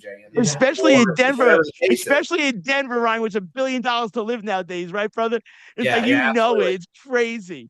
So moving back Ryan, here, yes, night and day, like, and of course, not to say that the scene has been revived now that, we're doing stuff along with a few other bands, Castle Grayskull, shout out, X Absolute Power X, big ups too, like bands that are coming back just to play these shows for the purpose of to play shows together. Yeah. To play for our friends again, to play with our friends again. We're not you guys trying to get signed, we're trying to go on tour. We're just doing it because we want to do it together. Yeah. You got me thinking, man. You guys can listen, if you were able to air this live, if you were able to live stream your concert, just pop a iPhone on any chair and just go live stream through this thing. If you could do that, man, it would bring so many people into it. At least have that, you know what I'm saying, archived, or unless you'll have it videotaped, because it lives on, man. And you'll be interested to see how many people will end up checking you guys out. You know what I'm saying? Just like you said, just the local audience. But I'm thinking, man, that's a cool little niche thing to do. I'm thinking of, like, if I was reviving it, man, if I was in the heart of that thing, I'd be like, man, I'd be trying to be at your gigs live, trying to advertise, market that. It's a lot of work, man. You know what I'm saying? But this what's nice. Like you were saying, I think right before. Now we have, we're able to market everything. You know what I'm saying? If it wasn't you saying this, I apologize. If it was Josh or Dano, Maddie, I don't think it was you, my brother. So I know it definitely was you on this one. But you were saying, we back in the day, we didn't have all this access to do all this, to market ideas, to share ideas, to press a record, like we were talking about before. Yeah, just to put that out there, man. If you guys could somehow stream live, that would be crazy, man. That would actually be insane, man. It's live. It's crazy to think, because I think our songs hold up. Even our earliest songs when we were Count Me In. And a lot of people there, there's I wouldn't call it a division by any means, but I'm always surprised when people come up to me and they tell me that I prefer the Count Me In stuff or I prefer the Banter stuff, one way or the other. But the fact that, like, that's two separate vibes for sure. And I think that we gradually morphed into what we became. And, it wasn't like a name change and a jolt in songwriting. But I think even our that earliest Count Me In album, I think it holds up pretty well to this day. And, I'm interested to see how that falls on, fresh ears, with the stuff that we wrote, 15 years ago, that I still like to this day. And I believe that I would like it if I heard it for the first time. So, just going back to saying that, like, we're doing this because we want to just, have fun, play music together, write, be creative, create art. But also the fact that it's kind of weird to just think that, like, what if we do another album? What if we do go on tour? We do get signed, 15 years later, playing, similar songs, if not the same songs. We're all, Matt's in a couple groups and Josh is in a couple groups. Getting to Maddie right next now. Maddie, apologize. Took me forever to get you, my boy. But I promise it's on. And I want to say this too, man. Ryan, you're right with that. And nowadays it's interesting because you guys connect with a couple of the other states, a couple other of the emerging old school hardcore artists, because you guys are OGs in this. you guys then start to become your own circuit. Then you maybe create your own labels. Who knows what happens? Who knows how, like you utilize the word morph. Let me borrow that word. What this can morph into. But as long as you guys are doing it because you're loving it, that's all you got to do, man. You guys sound sick, and that's all I want you to know, man. All right. So I love what you guys are doing. So I told Maddie that, which Maddie, brother, can I just throw this ball to you for a hot second, kid? Sure. So, Matt, I'm gonna get out of here Harold, real quick. yo, I Eli, apologize. God bless, bro. I'll Sorry, see y'all Eli. Hey, a tomorrow. pleasure meeting you, my boy. Love you. Rocket, peace, baby. Happy Thanksgiving. Peace. Yeah, I see you. Peace, brother. So now it's just us brothers on. Okay, that's us, man. We cool. We're Yeah. kicking him out again. Yeah, he's out. Eli, He's great out. guy. Thanks We for knowing. love That's Eli. Yeah. Way to go, Eli. This was a test. Big fan of Eli, Yeah. man. Yep. Eli's Work- great work- He's dude. getting an email. I hope- He's getting Ah. an email. He's done. He's getting a Zoom call. So now listen. So Matty Boy, my brother, what's up, Yes, sir. man? When did you start playing drums, kid? I know a bit of the story, so I'm thinking about where I want to start. When did you start? How old are you, brother? People are watching this. I was 11 years old, and my mom bought me this like really cheap electronic drum set Oh with wow. a keyboard amp. Yeah, man. The old black ones with the little silver like pads, like the black Yeah, with the silver the, pads. yeah, the mesh pads that tore up as you hit them, Yeah, everything boy. like that. I Exactly, learned kid. like when I first started, I was learning like Back in Black, the simple 4 on the floor beat, driving my mom crazy with it. To be honest, my brother, whenever they bought me the drum set, he was like, "Dude, you're never gonna play that thing." And it was like, okay, well, look at me now. I'm 30, still doing it. Like, I mean, man. but So you no, I started playing when I was 11. 11, dog, you kill it, obviously. Okay, so listen, my boy. Well, fast forward. Obviously, I know you have a history of music.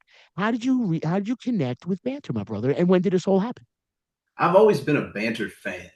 Like, whenever I heard that they were trying to get back together, I thought, oh, great. Yeah, I get you said your first band was Count Me In. Your first That was the hardcore first concert was band Count that I'd Me ever In. seen. Crazy, kid.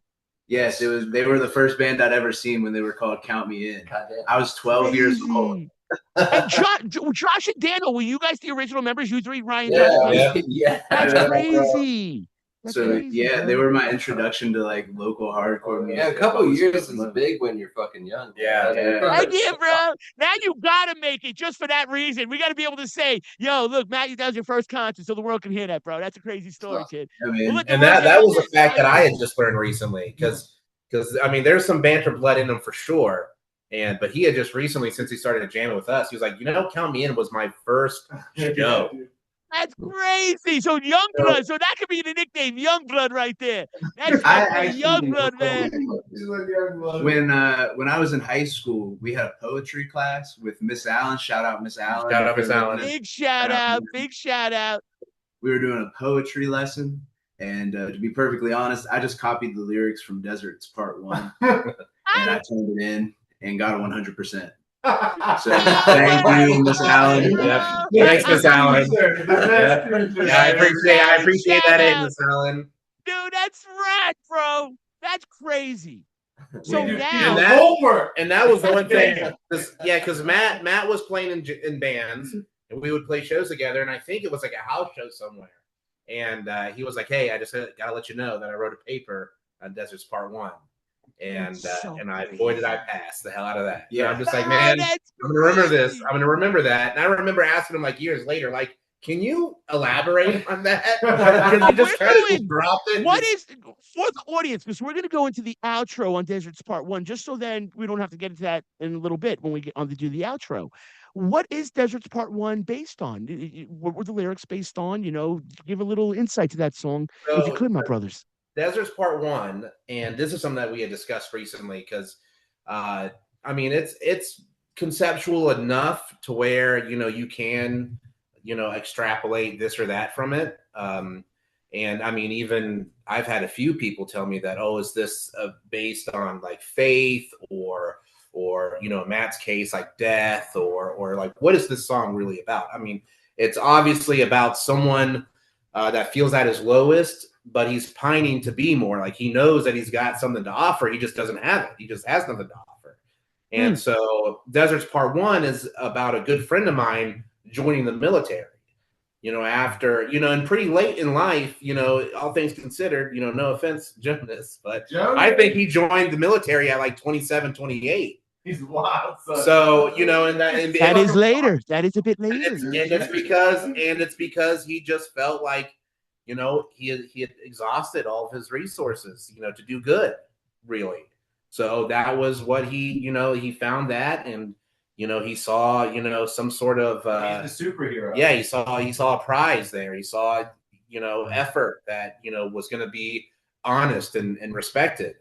And so I just wrote, so that's the imagery in Deserts is, a man stuck in the desert. He doesn't have anything, but he doesn't want to give up. He wants to live on, and he wants to offer, and he wants to give, and he wants to provide for the people that, he may love someday.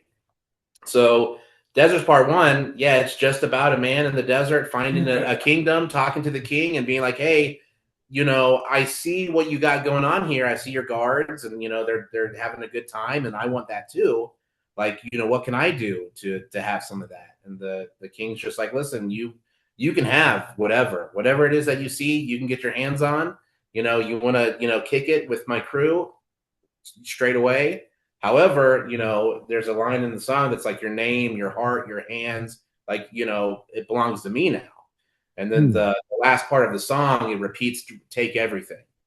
And so when I have seen, I've looked at that song through the lenses that have been like presented to me. Like, oh, is it about a man finally like reaffirming his faith, or, coming, closure in one way or the other, his own mortality, or the, mortality of a friend. And I think that's what you said, that you kind of saw it as like, like death, like a guy. It's got a lot of lenses to it, man. It's an awesome song.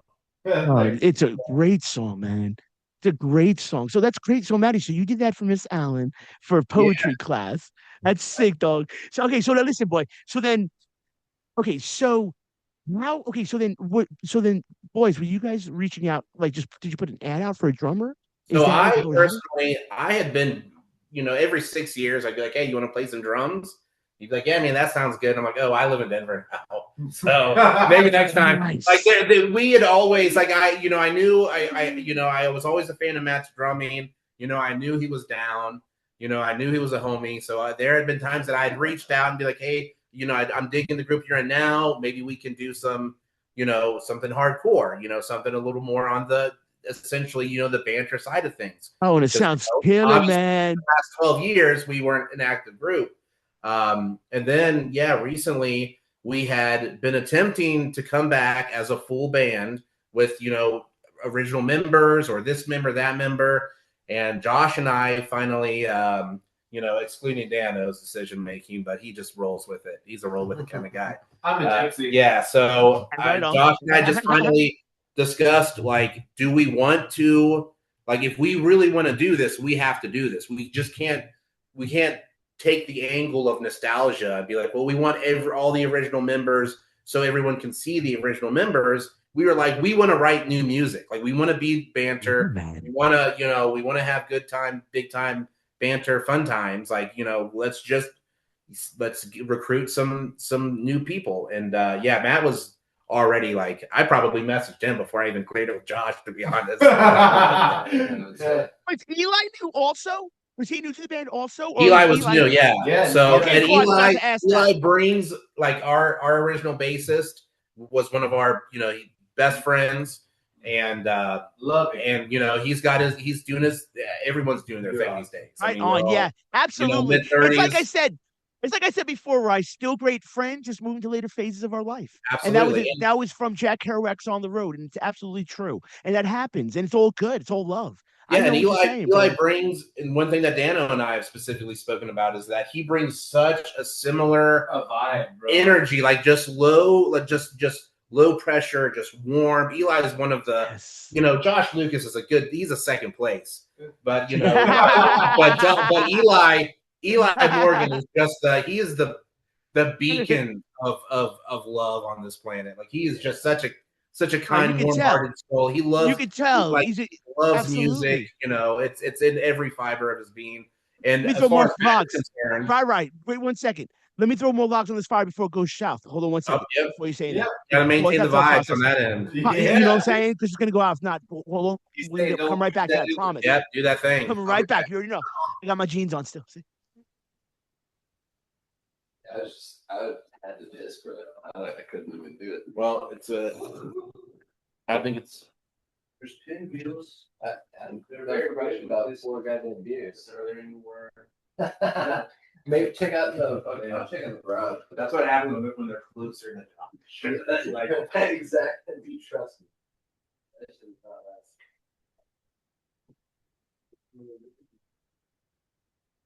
Now, and now.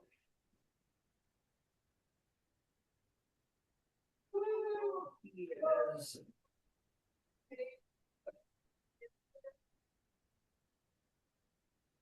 Oh, the pinwheels, fuck, dude. And we're here, so I'm about to ditch that shit. Man, check out. Dude, I really do smack on that. That was good stuff. Oh, and don't forget, Rachel made this from scratch. I'm gonna flat push. Get some of that mac and cheese with some pork. Watch this. Yeah, I already found the bowls, didn't I? Huh? I said I already found the bowls. Hey, dude, load it up. You know what's about to happen. You got that, whatever condiment. Episode 166 of the Subjective Perspective Show featuring Banter. You already know this is Thanksgiving episode. Everybody's chillaxing. We hope with your friends, you're with your friends and your family chillaxing right now. Your loved ones. Notice, guys, everybody taking a break right now. This is your cue to use the restroom. We are eating. We got like full out food, bro. Dude, I'm coming over, bro. You know I'm coming, kids. Dude, we got like nice. We got mac and cheese. We got spindles. We got. Let me see that ink. Let me see your ink. That ink looks sick. Is that the blackout? Yeah, man. I've been blacking out everything. Oh, brother. Let's see close up a little closer. It looks freaking awesome, man. Yeah, slowly but surely, I'm blacking out everything. Dude, that's crazy sick. Bro, I like that look, bro. I like. Listen, are you black? Wait, with the neck, are you doing a black line down it or so? It's actually geometrical stuff. Oh yeah, are you keeping that thing? Are you blacking that, or are you gonna keep that? Well, I'm doing more geometrical and then blacking out. Really? What is it? What is okay? Now listen, my brother. What is the thing with blackouts? Because I was on the Tom Green show with Kat Von D. You know Tom Green, the comedian. Yes, I do. I know exactly. Okay, you know Kat Von D, the tattoo artist. I do. So I seen how she went blacked out. Okay, I called in. The producers asked me to call in. I called in. It was her, Tom. Talked about like a Nirvana documentary that came out, whatever it was. But that's the only time I've seen it like that, brother. That looks sick, man. Well, and I did all this myself. I didn't know I could tattoo with my left arm. Wait a sec. Wait, you're a tattoo artist? You're a tattoo artist? No, bro. No. Blacking yourself out is some mentally ill shit. No, I just want to come here it was and tell you that. 6 hours from hand to elbow for me with my left hand, just tattooing it out. And then from here to here, 3 hours. So I just sit and I did it. Brother, wait, and you're not a tattoo artist? No, not at all.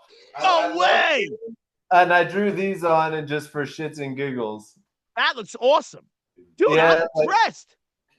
How do you? Yeah, dude. I blacked out everything. I was just done with it, so I started blacking out everything. And what's wild is in 2012, it looks great.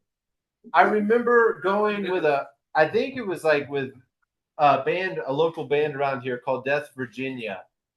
We went.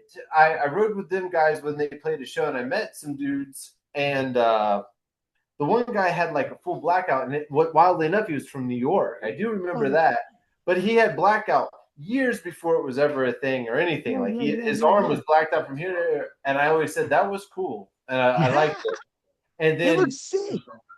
And then I came back here recently, and I just said I'm done with everything. I'm just blacking out it all, and I'm going to start. And Dano, did you? So you moved out of West Virginia? Oh, back and forth. I've been everywhere. Okay. Were you ever on the West Coast? I was. Well, furthest West Coast I've been is Idaho. I lived in, that's definitely out there. Yeah, I lived out in Idaho, and then mainly the East Coast, a lot through Right on. Florida and South Nice. Carolina. Nice. Florida, I'm very familiar with Florida. Where were you in Florida, brother? Gainesville, Okay, and then north. Gainesville, and then Bonita. Okay, where's It's Bonita, all brother? 75 side. It's on the 75 side, like the Yeah. intercoast. Okay. Right on. Again, I had more Fort Lauderdale and like the whole like Delray Beach up Oh, to like love Fort Lauderdale, dude. I you lived know, there for like 2 weeks. That was a wild. it's gorgeous down there. Now it's $1 billion to live in Miami and Fort Lauderdale, but back in the day, you could find something cheap. Florida, my favorite spot though, Dano, is Flagler Beach, St. Augustine. Oh, St. Augustine, Augustine. dude. Okay, yeah. So you're on 75 side. Yeah, dude. I love it. I love Augustine. Oh, I've been St. there a lot. Augustine, bro. St. Augustine's sick. Dude, the castle, the Cochina Castle. Yes, it's beautiful, dude. It's beautiful. I know it, baby. That's why I shouldn't tell anybody about that. I know everybody's moving to Florida right now, so I know it's got to be friggin' nuts for you Oh, down dude, there. I Oh, love well, you're up I here love now, the but St. Augustine. Okay, so Bonita's not too far outside of St. Augustine and all those places. So okay. yeah, dude, I lived down there and I loved it, man. One of the coolest things was when I lived in Gainesville, I got to swim with a bunch of manatees. And come to find out, it's actually illegal. You're not supposed to swim with them. I just jumped off the boat and played with the baby. I was tickling its armpits, bro. And then my uncle was like, dude, that's $1,000 fine. Get the hell out. I was like, yeah, bro.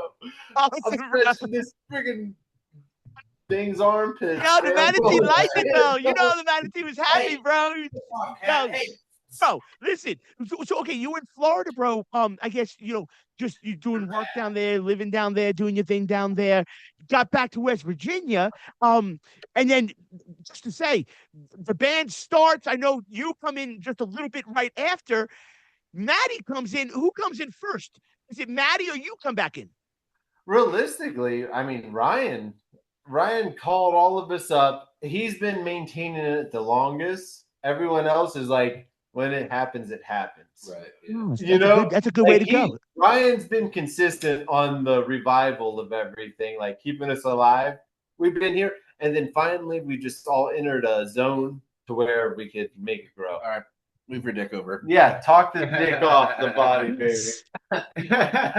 All right. So, I mean, essentially, it just really took me moving back. I mean, we had attempted to do a show or two while I was living out in Denver, which complicated things for obvious reasons. Then once I got back, it kind of was just like, once again, we had friends that were getting back together, playing shows. We get jealous, especially Josh. I hear that, man. It kind of, if it wasn't, I mean, really, Matt and Eli, we wouldn't be back together doing anything if it wasn't for them, hopping back on. And actually, we were hopping on initially. And Matt, we had a practice the other day, and I was like, man, I knew you were good, but I had no idea that, like, amazing. I had no idea that Maddie, you're amazing, dog. And it's crazy. Like this. When I met Matt, about 2 years ago or so, Maddie boy, when we started working together, like, man, I was like, yo, bro, we were talking hardcore punk. I'm like, Maddie, you knew everything, bro. You knew everything. I was like, dude, you're killing me right now. I'm like, bro, I would see Maddie in the hallway being like, bro, I'm losing my mind right now, bro. You're bringing me back to 1994. This is killing me. This is sick, dude. I'm loving this. So then forget about it. Once I heard Banter and he put me on to you guys, I was like, yo, okay, man. I was like, yo, I like this. I love this sound. And Maddie, so then listen, brother, just to ask you, bro. So like, do you play jazz too and like other types of styles, or do you just play straight hardcore punk? I've always been a guy that likes to play everything. So for example, like I come from like a weird like emo pop punk background. Right, that's what I grew up listening to. Things like Newfound Glory, Green Day, Blink-182. Those were my favorite bands, and that's what got me into playing drums. Oh. But like, I've always been somebody who's just like, I can hear a country song and love the drums that I hear. I can hear a jazz song and love the drums that I hear. And there's something that I can take away from it. And like, I'm always looking for something to take away from like everything that I listen to. And like, I even play like with the orchestra at LCHS at Lewis County High School where we work. Yeah, I play for the musicals in the orchestra. I heard you just rocked the cafeteria too. Big shout out. I heard you just rocked the Yeah, like cafeteria. I can't believe that, cafeteria. bro. Big Yeah, shout out. You know the band's awesome. You know the band is awesome. Shout out to all you bands out there. You already know we got you on this podcast in a couple of years, get you all get rocking. Hey, you never know. Maybe you be playing underneath Banter. Maybe Banter headlines and get a couple of them bands that are rising. There's some talent, a lot there of is some talented talent. youth. A lot of talented young adults, man. I can vouch for them. Which, guys, so that right there is all the more reason to be so proud of what you're doing. I swear to you guys, you're inspiring so many other people when they see you, so many younger kids when they see you. That's why, man. Like, so where just so I can put it out there, where can people find Banter? Just within social media? Is there a web page? Where can people find some of your stuff? Yeah, mostly Instagram, really. I mean, there's a defunct Banter page out there. There's a defunct. I think there might be a few. There's a defunct Count Me In page out there. Once again, a few. Facebook just really never. We just never vibe with it. It's like if there's anything happening, people will spread the word. Like I said, we post on Instagram. We've got lots of videos, pictures, interesting stuff. Nobody wants to see what we want to whip up on a post any other day. I know I don't, but so yeah, Instagram really we're on Spotify, we're on Apple Music, we're on cool TikTok and Instagram. As far as audio platforms are concerned. Good. So Spotify, Apple Music, all that, people can find Banter. Yep. Banter. I know what you're saying. Cool. And right, that's how I feel when I put social media. You'll notice I don't put my social media up anymore. I think to myself, who really wants to watch? Look what I'm looking at, bro. So I'm just like, yeah. But you'd be surprised, like we get some people check our stuff out. And so that's why, guys, what we're gonna end up doing is we're gonna clip a couple things here, and I'll end up sending you guys the clips and all that good stuff, man. Put up on the social medias. Obviously, this will be up on every major page. So all you people listening and checking us out for a couple of years now, you already know we're everywhere, man. Find us exactly where Ryan said, Spotify, all the Apple iTunes, all that good stuff. Beawoke.com, most notably, of course, that's where we get some views and people check us out, get some traffic right there.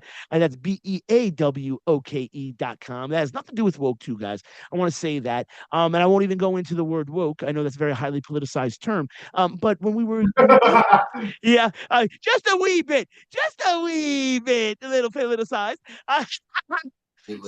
But what we were doing when we gave back the URL, I was telling Eli, actually, you guys weren't on yet. Okay, the quick little history of the show. We were on the Bud and Roach Entertainment Network. Bud and Roach are actually two guys. They were two of our business partners. First, they were they own the network. Alex Montanez and Alonzo Taylor. They're still doing their thing with the Bud and Roach show. They rock it since 2012. But then we ended up on, long story short, 2013-ish, or 2012-ish. Then had our show through 2013. But yeah, so we started with the Bud and Roach Entertainment Network. But then we became like owners of with Bud. Roach was managing people like Kaimani Marley, Bob Marley's son. He was on the Breakfast Club, all that stuff. Uh, so we're like, okay, so me and Zoe were keeping the lights on, like how Rye was saying, like keep the lights on with Banter, and we had a lot of guests come on, a lot of cool guests. But then there was a time that my wife, Lisa TSP, big shout out to my beautiful, incredible, brilliant wife. We were like, yo, let's give the boys back their URL, let them do their thing, and we'll go our direction, do our thing, still be good friends, do all that good stuff. So that's what we did. And the boys were real pleased. They were very pleased with that, and we were pleased to give it back to the guys because they are awesome dudes, and they're the reason we got into this. So we have nothing but love for our friends, and just a great talk, crazy talk too from back in the day. So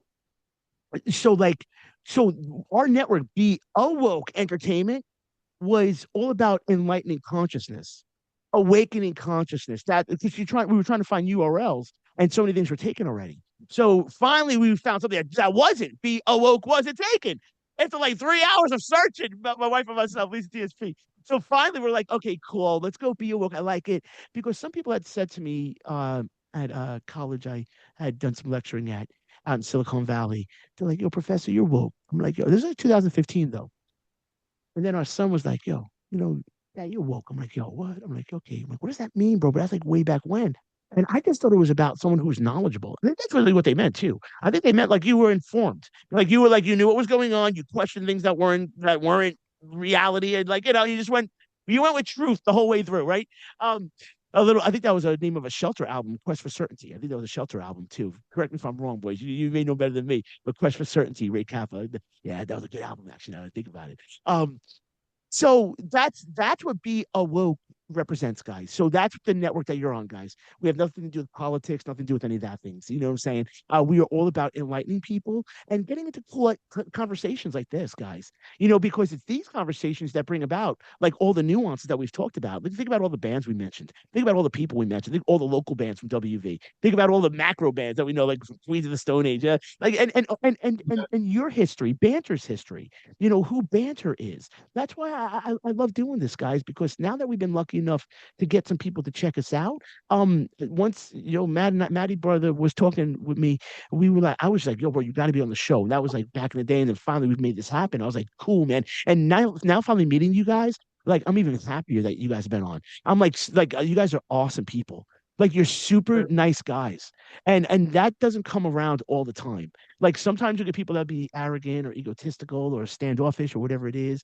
I've I've I've I've interviewed a lot of people, and a lot of interesting people. And luckily, I'll tell you this, guys, I'm a sort of a good judge of character because everybody from Mark White, from the basis of the Spin Doctors to, gosh, freaking, again, I don't want to drop names. Soul Asylum, Dave Kerner, lead singer of Soul Asylum, Grammy Award winners and stuff like whatever. Like we'll have these people on the show for years, and they're all sweethearts, they're all nice people. And I'm like you guys. So can I tell you what I told Noam Chomsky? I said no, because he didn't have to be on our show. This is back in 2014. You know, I was like, and I think I said to him on air, man, I'm not sure. But he did say to me that I asked him two questions he's never been asked in any of his interviews. I was like, that's really cool, man. On air, he said that. But I said, no, man. I said, I said I measure intelligence by kindness. He said it's not like the little bits of information. It's how you treat people, man. And if you're treating people nice, I'm like, that person's wise. That person knows. That person's been through something. You know what I'm saying? That person can understand. They empathize. You know what I'm saying? They sort of say to you guys, Banter, I wish you all of the success in the world because you deserve it, guys. You deserve it. Just know that, man. Okay, I'm just a little old me, ordinary layman. But what Graham Hancock said to me, he said, Nick, and he said this on air. He said, Nick, I said it to him too. He said, Nick, we're all ordinary lay folk. I'm like, bro, I'm like, I hear you, man. Like, so I'm like you guys, man. I'm like, I come up with that blue collar all day. That's blue on the collarbone. You know, you know what I'm talking about? All day with that, brothers. That's why I respect you guys too, just your hustle. I respect you and your music and sticking with it. All right, listen. Now I know I've had you on for like 2 hours. So Whoa. can I do this? Can I get into the final two questions, brothers? Which will probably take us 15, 20 minutes, honestly. By the rate we're going, boys, by the rate we're going, it'll take us a second, but I'll be as fast as possible. And then, yeah, we've got supplies. We've got drinks. We got food. Yeah. You don't know. Yeah, we're on the way. Yeah, we're camped out. Thanksgiving special 166 Yeah, absolutely. TSPS. Love it, family. Yo, that's cool, We'll man. talk about the Simpsons. We don't give a shit. No, when I think Eli said his band was Edgewood Terrace, remind me of Evergreen Terrace. I think that was the Simpsons. Oh, love there. You know what I'm saying? You know what I'm saying? I had a friend with a band called that too. Old friend Noel, shout out from Sri Lanka, good dude. All right, let me put a couple more logs on the fire then for this. A couple more logs for this last couple questions. Is that cool? Sorry, brothers. Sorry. Thank you. Thanks for being on today, guys. Appreciate you. TSPS 166. Awesome. We'll get you back on too. For sure. Love you guys, man. One sec. Yeah. All right, Pete. I do have beer on me. I need some logs from outside. I told her how I have to send another MP3. I do 4 breaks too. Yeah, dude. So many blankets, dude. Who pissed in there? Whoa! I think I said 3 or 4. Back. That's the. Oh yeah.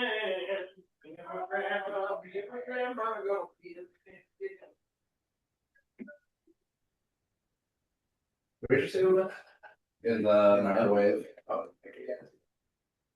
I hit it from the cats as they're getting brave. You love pets. I do love pets. I'm back, brother. I don't have any pets though. Oh, unfortunate. Yeah, well, I think that's the right decision. Oh, cool.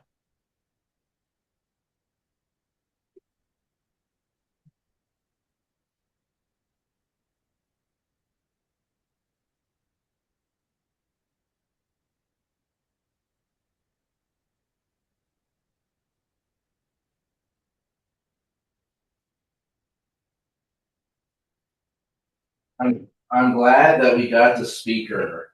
Yeah, on top of the microphone. Dude, like I'm impressed by the actual things here.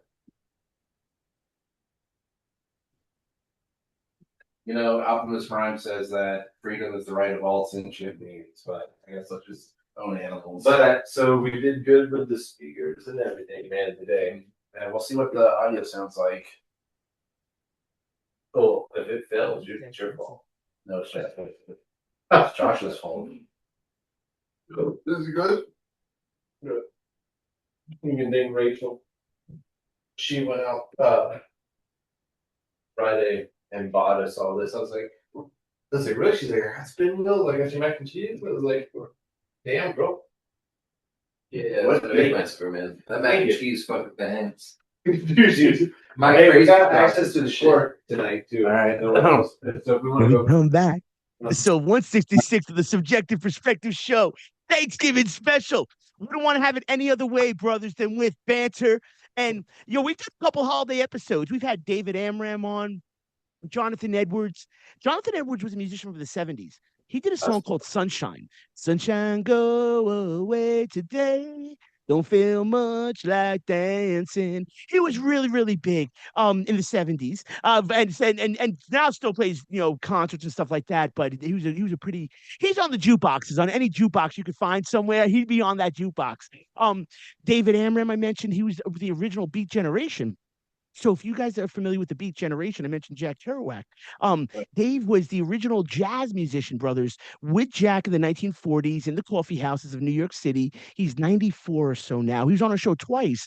He's a good buddy of mine, man. I met him by accident, and we go through how I met him on the last time he was on the show. So it's a really crazy way. He actually snuck me into a concert to his headlining festival. He snuck me into all by accident, all because I was trying to sneak into the festival myself. And I tried twice. And the second time I told this dude I was with the Riverdale Press in the Bronx. And I was doing an article on the headliner, Dave Amram. The guy's like, I know you're lying. That's my second or third time already getting turned down. Then I saw there was a creek and I could jump the creek. This is in Long Island, New York. I could jump the creek, the fence, and I can maybe walk through if I could try to sneak in. Don't ever do that, anybody. Pay your fees. But you know what I'm saying? I was a kid. I was like sort of a kid, 27, you know what I'm saying? Like, so I walking by these three guys. One dude had a cowboy hat on, two other older guys. They were all a bit older than me, much older than me, actually. Probably in their 60s, 70s at that time. I was only probably in my 20s.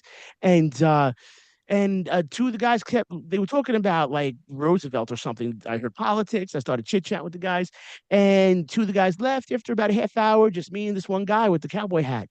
He extends his hand. He's like, my name's David Amram. I'm like, bro, that's crazy. I'm like, you're the headliner of this festival right now. And here I am talking to you. And I just said, I'm doing an article on you. We talked for a bit longer. His son was getting married in Southampton later that day.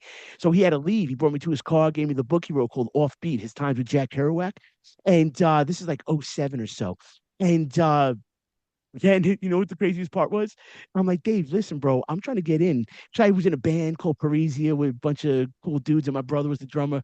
So I was like, bro, is there any way you can get me in, man? I was like, I got no money. It was, I don't know, it was $80 to get in, 60, $80. I had no money at the time. And the kids I was in a band with, they're like, yo, you gotta get in here, bro. It's really fun, bro. David Amram's here. I'm thinking to myself, I'm talking to David Amram right now. So he's like, Nick, no problem. Guys, he walks me in with his arm over my shoulder, and he walks me past the bouncer that I just said that I was doing a story on the Riverdale Press about David Amram. Like, the dude looks at me like he just lost his mind. He's like, are you kidding me, bro? This guy really do? It all just happened by accident. And then Dave gave me his backstage pass right out of his shirt pocket, put it in my shirt pocket. He's like, stay in touch, Nick. We've been friends ever since then. And And I went backstage, got to do the food thing and all that stuff, and chill out with everybody. It was cool. It was crazy. How crazy was that? That's nuts. How that happened. But that's what happens, boys, when you're on the right path. When you're only following your heart, and that's all you guys have been doing your whole life. You guys work hard for everything you got, every inch you got from B. James samples, man. My boy knows. Every inch you got, you're working hard for. That's why you deserve all the success because there was a band called Dawes, Dawes. They were more of like they were very good songwriting, but more like maybe singer-songwriter oriented, but very, very good, very, very, very good. But we ended up hanging out with these guys at Big Sur in California. And they were I couldn't believe it. They were the nicest guys like you guys. And they were getting really big at that point in like 2011. And like, anybody heard them, the subculture people would go to them. And I just think that that's something that Banter has.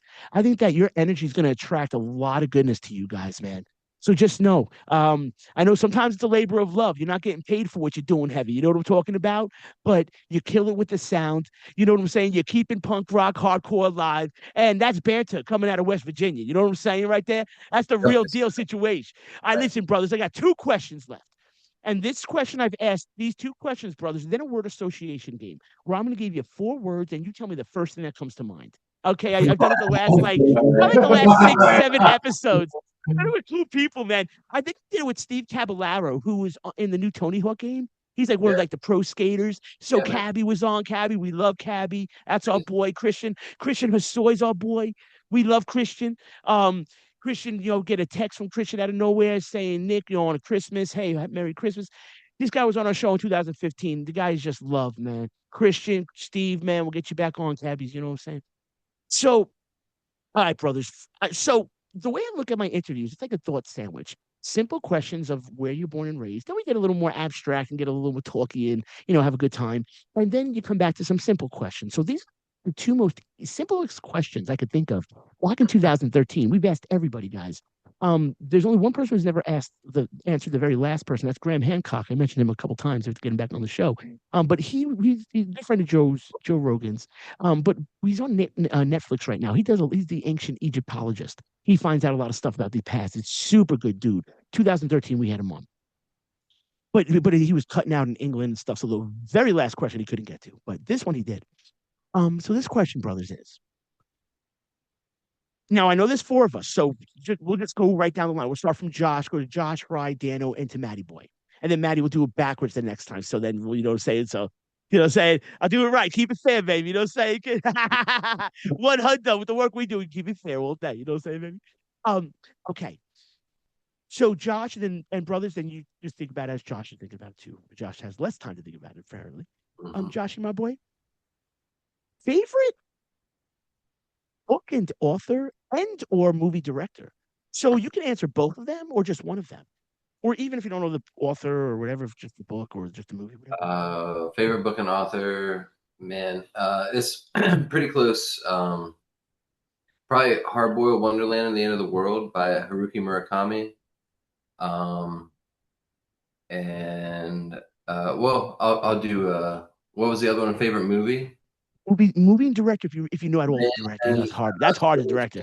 When it comes to movies, I have some specific shit that I like, and nice. It's not exactly I don't know, man. It's not. I like fucking Arnold Schwarzenegger movies, dude. I'm not gonna lie. That's my favorite shit. I'm telling you, Terminator. Let's go, Terminator, bro. Yeah. Predator, man. Oh, heck yes. Josh, have you ever seen the woman that wrote Terminator and The Matrix? I saw something like on Instagram or something about her. Yeah. I believe it's Sheila Jackson. Oh my gosh, it's phenomenal. I won't talk, guys, right now because I know we have to get to all you boys on this one. But Josh, man, I'm digging it too, baby. Especially nowadays with AI, dude. You already know. We can go that's another episode. Okay, that's the next episode. Okay. All right. So listen, Josh, let me go to Ryan. And then Dano, my brother, and then Matty Boy. Now I won't talk over anyone, guys. Or I won't extrapolate. So writer-wise, I've always read comic books. I've always been a huge comic book fan ever since I was a kid. I mean, probably the first thing that I bought with my own money was comic books. Likewise. There's a writer, Jonathan Hickman, and he, the reason that I specifically chose this author within this medium is because he'll write a story for 10 years. I mean, it's the slowest burn that you could really get your hands on. And for the longest time, I fucking hated him. I'm like, let's get to it. Like let get to the the interesting part. Let's get to the payoff. Let's get to the references, the callbacks. Side quests. Like, let's just get to it. Yeah. And it wasn't until I grew into an older individual. I guess I wouldn't quite say I would consider myself a full-fledged adult these days just yet, but we're there, brothers. I hate to break it to you. Not until that we're you're all there, reading sadly. these stories for years, and you're just like now I get it. Like now I the slow burn makes the payoff. The payoff. Absolutely. I mean, it's and that's kind of I feel like with with the music that we're doing right now, like just all the things that we could have done back then. I feel like we're touching it again 15 years later, and like it's so much more exciting. And it's delaying gratification. Yeah, exactly. Time. I'm with that. Oh, there was something else you said, right? But yeah, I won't go crazy on that. Oh, well, who did he write for? Who did Hickman? I mean, mostly he does he's been working for Marvel for the past couple of decades.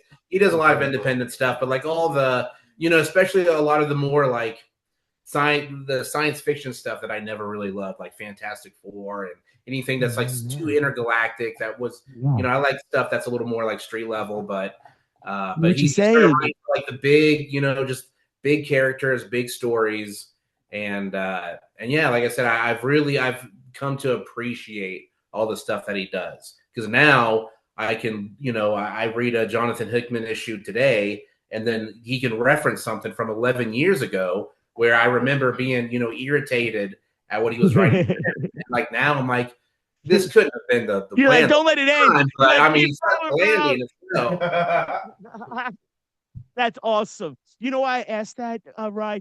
I was into comics too, brother. And when Image came out, Image Comics, I have like the very first Max. I have like early Spawns. You know what I'm saying? Back in the early 90s. So I dig it. I dig it, brother. I know what you're saying.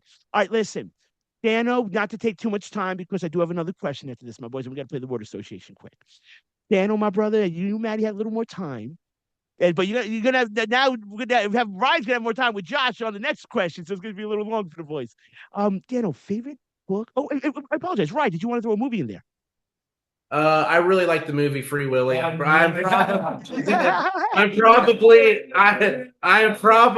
the only Free Willy fanboy. I mean, I've got newspaper articles from when they released Keiko in the real world. When it came, I mean, I've got merch. I've got awesome. I call it the iceberg, Michael. Love the story, man. So, love the story of Free Willy too, man. I remember when that came out. I remember when it came out. Hardcore. It's friendship and brotherhood. Coming together, adverse odds. Yes. All right, I love it. You got a great heart, sir. Okay, you won with that answer. I'm down with it. I dig that. All right, Dano, brother. Real quick, I'll give you a straight answer, man. I like Stephen King, like movies and books, because it's just the mirror to man and his whole decision. And my favorite movie, Big Trouble in Little China, because Kurt Russell was the man that we didn't. You know it, Dano. You just won. You won that game with me, baby, too. Josh won too, and Ryan, you won too. I didn't mention. You won that one, Dano. Big Trouble in Little China, one of my favorites growing up. Forget about it. Hey, it's in the mail, motherfucker. Yeah. Baby. It's in the mail, bro. Oh, kid. The original Raiden, man, with the hat. Yep. That was sick. Original Raiden. My family. Oh my gosh. I just saw that on YouTube pop in my algorithm. I was so love it, dude. I was like, dude, that's the illest jam. All right, so that was okay, so that's easy peasy. We quick. Maddie boy, my brother. Well, and you can't say our history textbook. I'm little inside joke. Torn between two different options here. I think for my favorite book of all time, I would have to go with Watchmen with Alan Moore. Ooh. Oh yeah. I think that's one of my favorite books of all time. I don't think it's fair to not consider it like a legitimate piece of literature, especially for what it is and how it's written. It's one of the greatest books of all time. But then my second choice, I would have to go with Meditations by Marcus Aurelius and the whole school of Stoicism. Oh yeah, that's another hardcore that's thing. a solid one. Yeah. Stoicism. Love it. I mean, at some points, there are some points that I disagree with him on things from time to time, but I think one of the most beautifully written books on philosophy. Oh my God, is Marcus Aurelius's Meditations. Yes. Hey, who's the powerhouse in this? Right here. You already know it, boy. You oh my God. Come on, everybody listening in, everybody watching this. Now you got some reading for this winter break. All right, you already heard a couple pieces right there. We were cold sores compared to this guy's answer. Oh my God, but it's amazing. Yes, Yo, it is. that's dope. Awesome. That's Amazing. dope, Maddie. All right, listen, fam. All right, final question, my brothers. So, before the word association game. So this is the most basic question I think that I could ask somebody that would evoke sort of a connection between two parties or more. So when somebody's listening to somebody say that, they may say, "Oh, I got that same vibe. I got that same. I think the same thing," and that might open up a whole thing for why that person feels that they're connected. You know, hopefully people feel connected even more so when they hear you guys with this one. All right, Maddie, my brother, you're the first of the final question, my kid. All right. All right. So this is it. It's fun. Actually, a drum roll, not part of the pun.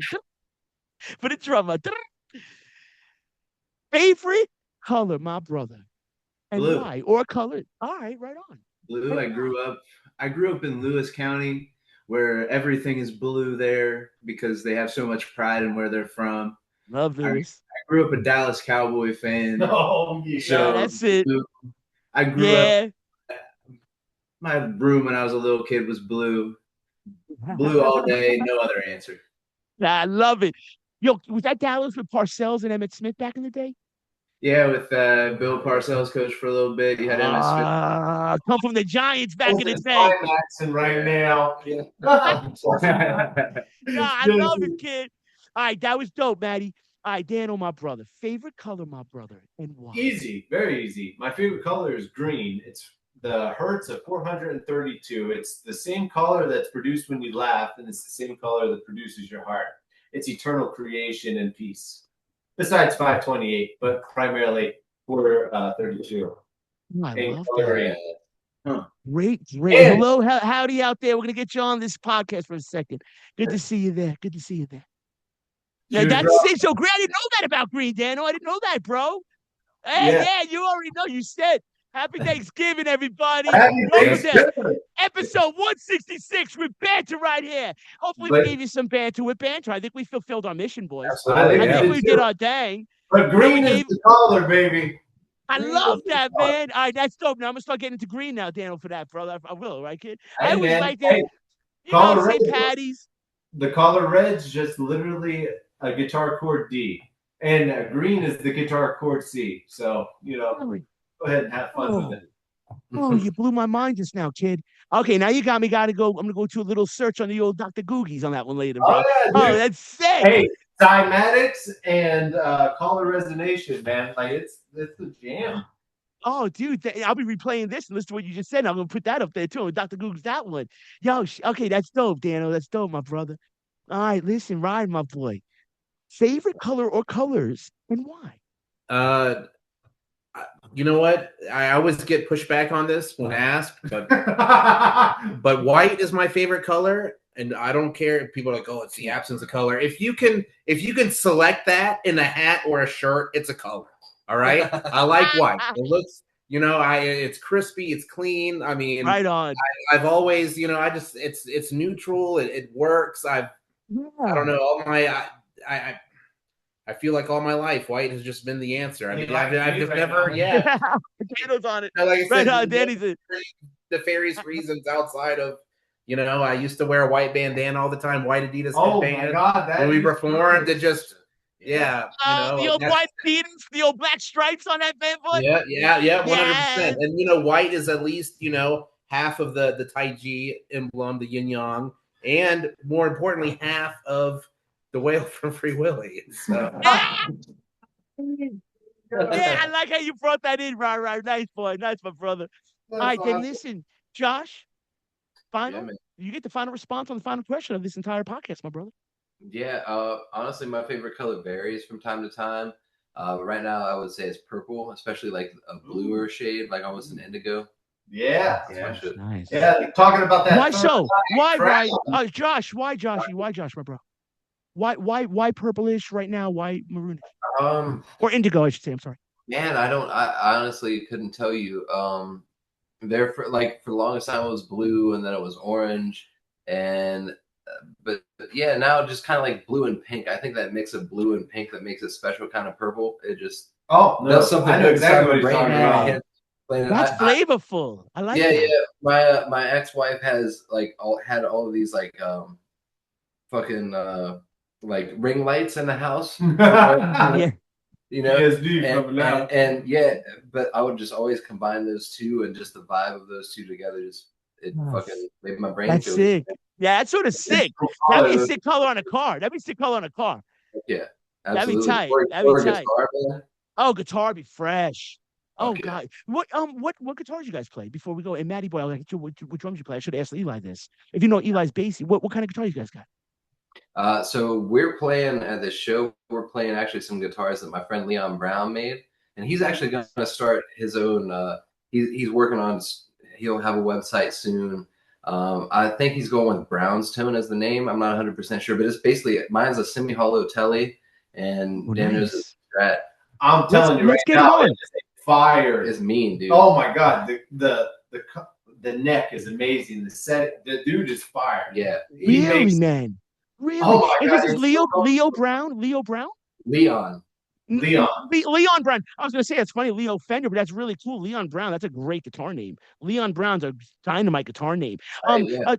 When you talk to Leon, tell him to check out the show. Let's get him on the show down the road. Leon, you have an invitation on the show, brother. We'd love that. So when you get, whenever you're ready for it, no rush, man. We can do it whenever. Obviously next year we'll do it like in, whatever you want to do, if you want to do it. But you get the website going, and you get some stuff popping, and we'll talk guitars. We'll have a good time with it. I love that. That's cool. He's solid. Yeah, I'll buy a guitar from him. Leon, I'll get a guitar from you, brother. So we'll work that out. We'll work that out, my man. All right, dope, man. All right, listen, guys, word association game. So here's the deal. Let me get it out of my old telephonico here. Got the old Game Boy case. Original Game Boy, bro. I remember buying the original Game Boy back in the day. Back Left, in right, up, down. Boy. Oh my God, man. Up, down, left, right, BA select start. Contra. That was get over here, bro. Up, down, back. Up, down, left. Oh, God, Contra, right? Contra that was, Dano. I'm thinking of Mortal Kombat, bro. I just know that was Scorpion's get over here. Dano, I hear you, bro. I know, because that had to have a special thing for fatalities. I know what you're saying. Oh, dude, that was there was a game. Yeah, dude, that was just a special. I remember up, back, down, B or something like that. Right on. Right, I know it. I was thinking of a game called Contra on Nintendo, and that gave you endless lives. And it was like up, down, left, right, BA select start. I remember Tyson's code. Can I give Tyson's code out here on Mike Tyson's Punch Out? Am I able to do that? Yeah, dude. Can I do that? Am I allowed to? Do you think I'm allowed to do that without be an issue? There's got to be like a 3 years allowed thing, you know? You're good. I think it was Yes, oh my gosh. I might be a little off, but I think it was 007-373-5963. I think that's what it was. All right, so rewind that, everybody down the road. If I'm a little off, I might be off. It's been a second, but that was Tyson to get the Tyson punch out. That's right. All right, listen. I've been freaking taking this mic for too long from you boys, and you guys have been dolls about it. And just so you know, I haven't had set questions for you guys. I haven't even had to go to it because it's been so fluid and organic. You know what I'm saying? But I do have. I have my four words, guys. So since we have four of us here, Eli, brother, you're here in spirit. You know that, my boy. So please, no, I would have gave you a word too. I would have found you a word too, baby. Let's go. We'll start from the middle this time. I'm going to give each of you boys one word. And when you hear this word, guys, give me the first thing that comes to mind. Okay, brothers, if you could. Rye, I'm going to start with you. Then we'll go to Dano this time. Actually, Dano, let's start with you, brother, this time. Oh, I was there. You go. Because Ryan did it. You know what would be the same thing? Okay, how about this? I'm gonna We're give you the guys the same same body. one. You're getting the same one. You guys are the only ones that get the same one. Okay, That just so is it's you both. Dan, I'll go with you on this. Then Ra, I'll go with you on this. But we'll do it quick. First thing that comes to mind, brothers. First thing that comes to mind is start out our word association game for probably like 7 episodes in. We've done this with a couple people. It's been good. All right, Dano. Okay, I'm gonna switch it a little bit for Ryan, but with Dano, this will be yours. Music. Life. Right on. Ryan, hardcore music. Banter. Nah. Nice. Good. I'll take Good it. play. Good play. That was good. All right. I'm gonna do the same thing for Josh and Maddie because I gave you, and I'm gonna have you all you guys do the last one. So Josh and Maddie, I'm gonna have you guys do the second word here. Second word, and I'll start with Maddie. I'll start with Maddie Boy on this one. Actually, I'll start with Josh on this one because Josh, Maddie, we started last time. Josh will go back and flip and flop. All right. Josh, for you, my brother, I apologize, sir. The word is, and it's really 2 words. You know how the game goes. We switch it up a little bit here. We make our own rules. You know, punk rock hard, always making our own rules, kids. Now, the future. Bleak. Sorry. Sorry, guys. I literally. And that's Josh, where emo came in. Yeah, sorry, man. Yeah, no, man. Hey, future's so bright. I gotta wear shades. we're OGs. We know what the world was like. We could see what's going on. We know what's up. And Josh, I was thinking that'd be so funny if somebody said bleak. I swear to you, I thought the same thing. That's so funny you said that. I love you said that, bro. I love you said that. Tag that line right out, boy. That's perfect. Tag on it. It's in the freaking morgue. Maddie Boy. So then I'm gonna give Maddie something just a little twist on it. Banter's future. Bright. Good, like Right. it, I like think it. revive. Like Supernova. Yeah, I think that's right. Thick. Yeah, thick. Yeah, yeah, you know it. Absolutely. Absolutely, right. You know that. You I know, love that. 9 months. Also, down the I road, did. I I compared Matt's drumming style to Cocoa Beats the other day. Oh, shit. I was like, it's warm, it's thick. I was like, it's gritty, but it's still if anything, it gets chunkier in spots, you know. Yeah, But yeah. I liked it. He didn't even put Yeah. it dilute it, man. No sugar. All right, listen. I got 2 more words. What I'm going to do is this. I'm going to put a word out there. You guys just shout it out at the same time. Okay? You shout at the same time. Let's see what happens. Let's see what happens. And we'll look back on it, see if we can hear it. Okay? The word, my friends, happiness. Banter. Music. If I'm lucky. Self. What was the last one, Dano? Self. Self. Nice. Nice. And Josh, you said if I'm lucky? Yeah, boy. Ah. We'll see. We'll see, man. That's dope. That's dope. I like that. I like that. All right, listen, this is the last one. I've been going for many episodes of this last one. I throw this one out there to you boys. And this one I need to hear from everybody. I need to hear from everybody. All right, guys? We'll just go down the line. Josh, because you're on my left, we'll go right down the line. Josh, Ryan, Dano, Maddie, my boy, and Eli, you with us in spirit, my brother. Final word before we close out episode 166 of the Subjective Perspective Show, and we go into Deserts, part 1. The final word is family. Oh, man. Banter. Banter. Banter. Are we going? Bring your family to the Banter Show. Let's go on board. Banter is family. I love that, guys. That was dope. Well, boys, we got into Deserts Part 1. We already know what we're getting into here. So we're going to go into our commercial break. Rounding off episode 166 of the Subjective Perspective Show. Guest featuring my new friends, Banter, Josh, Eli, Ryan, Dano, and my brother, Maddie. Hey, brothers, is there any final comments you want to leave with our audience of TSPS on BeAwoke.com? I think we covered so much ground. I'm trying to think about what has been left unsaid. I mean, I even mentioned Matt's cocoa wheat-esque drumming style. Yeah. Let's give some praise and Thanksgiving to our friends that used to be in the band. Yes. Yeah, I was getting ready to say that. Yeah.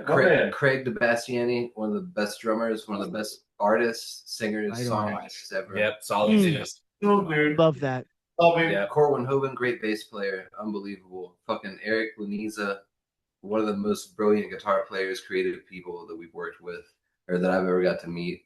And then all of our ill-fated bass players before Eli, you know, that's like our Spinal Tap character of the band. They just get you hit Spinal Tap. We mentioned Lindsay Lehman, you know, Triple OG, you know, the only bass player to ever play as dusty as he does, smoothing as he would. Yeah, dope.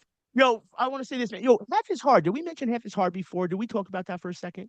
I think we. Can I ask you one question? I know we talked about Deserts Part 1, but just Half is Hard.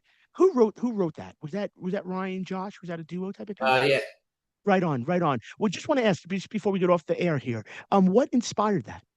It's a great song. I mean, really, you kind of hit the nail on the head earlier. It was just about, you know, growing up. Like the line that I think if I were to describe that song, it would be using the line that, you know, becoming a man isn't half as hard as being one. Yeah, and you all do it well, gentlemen. You wear the man badge well. You're all men. I just cut somebody off. I apologize. No, I was just saying it's about being a man. Yeah, it's just about, like, you know, it's like easy. You feel like growing up struggling, you know, it feels like that sometimes, but you don't know the struggle until you are grown up. Yeah. Dude, I think musically it kind of symbolizes that growth too, because that was the first song I think that we wrote to be really simple, straightforward punk, hardcore, just a minute and a half of energy. And you know what I mean? I was just gonna say energy, man. I was gonna say that. Absolutely. That was the first time that I ever like applied like an honest like melody to one of my parts.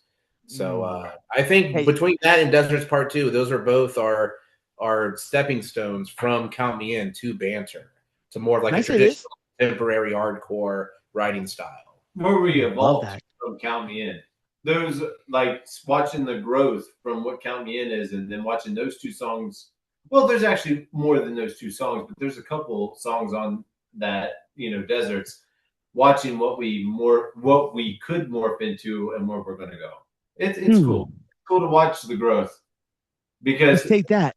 The body's different stages of life, and now we're at a totally different stage now. So who knows what the hell we're gonna write? You know? Yeah, I'll tell you this. I'm going with Maddie on this one. That future's looking bright, my man. Big shout out to PBD Podcast out there. Future looking bright. Keep going with that thing. You guys are rocking it. Hey, listen, ladies and gentlemen, I want to thank Banter for their time on this Thanksgiving special. I had you boys on for over 2 hours. I don't even know, 2.5 hours or something like that. I got to get off this thing because I only got 3 hours for the actual podcast limit they give me thing. I got to get my intro and outro on this thing. So, gentlemen, I want to thank you for your time. Let's take us into Deserts Part 1. Coming out. Sir. Happy Thanksgiving. OGs of hardcore punk. Banter. Let's go. Count me in. 125. Showtime.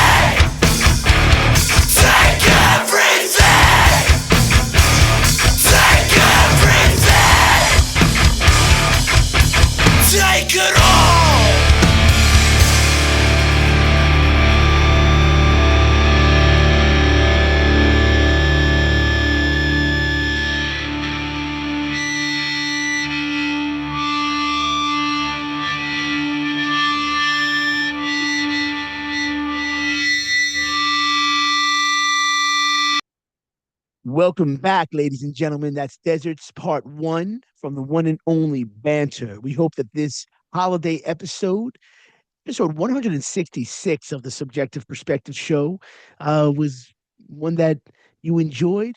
It's one for us in the books that we look at as a super good time. And we are honored to have given you about 2 hours and a half, roughly, of banter with the one and only Banter.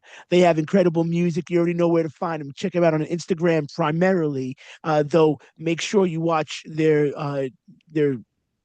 watch out for all the new things popping with them. But they have a show coming up on the 20th out in Morgantown, West Virginia. If you're in that region, get on out there. If you do, and if you mention that you had the subjective perspective show on, and you heard this concert based upon this episode that you're listening to right here, we'll float you a little T-shirt, some stickers. So let us know. If you go to that show, take a picture. Let us see what's up with it. That goes down. We see you were there, and we know that you were there because of our show here. We'll get you some merch. So it'll be a cool idea, man. So just send us that info to the subjectiveperspective@gmail.com or to any of our social media accounts. DM us, and we'll check it out from there. But that's Thanksgiving 2025 in the books here. Right in the books here at the Subjective Perspective Show, man. What a blessing it is. A joy to do this since 2013. Sparkling cider right there for everybody. Crack that open a little bit and just kick back and chill. No alcohol and any of that jazz. We keep this 100% natural with the lifestyle we live. And always remember that you have the power in you to make changes in your life, but just not in your life, in the lives of other people around you. So be that force that people gravitate to. It's all in you already. That masterpiece is in you already. Let the world see it. So we already know you got it. Because every human does. Hopefully this is a bit of a dose of inspiration for you all to keep it on, keep moving forward, and realize that we're lucky that we had your time tonight or today, whenever you're listening to this on Thanksgiving, going into the week of Thanksgiving 2025. Here we are, November 22nd, 2025, as when we recorded this podcast here with Banter. Great dudes, incredible music, super cool vibe. What else you got to say? Banter's in the house. You know what time it is. Hardcore punk rock style, melodic hardcore. Let's get it going. So with all that said, ladies and gents, we hope that you go into your Thanksgiving week, your weekend, the rest of this month, and going into your Christmas, New Year, and whatever you're celebrating across this beautiful planet. And we hope that you go into your weekend a bit more thoughtful, your week, your month, and into your new year. Happy New Year coming at us as well, from 2025 to 2026, from TSP to you all across this planet and Be Awoke Entertainment. We down with you all. We're if you're watching us and you're appreciating us, we're appreciating you all, man.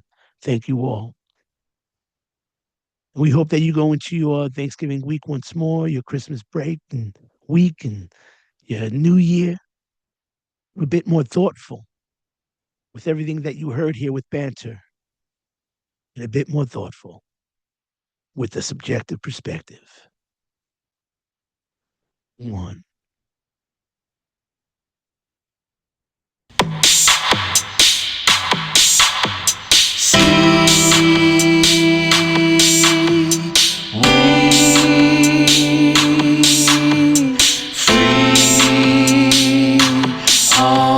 Subjective Perspective Show.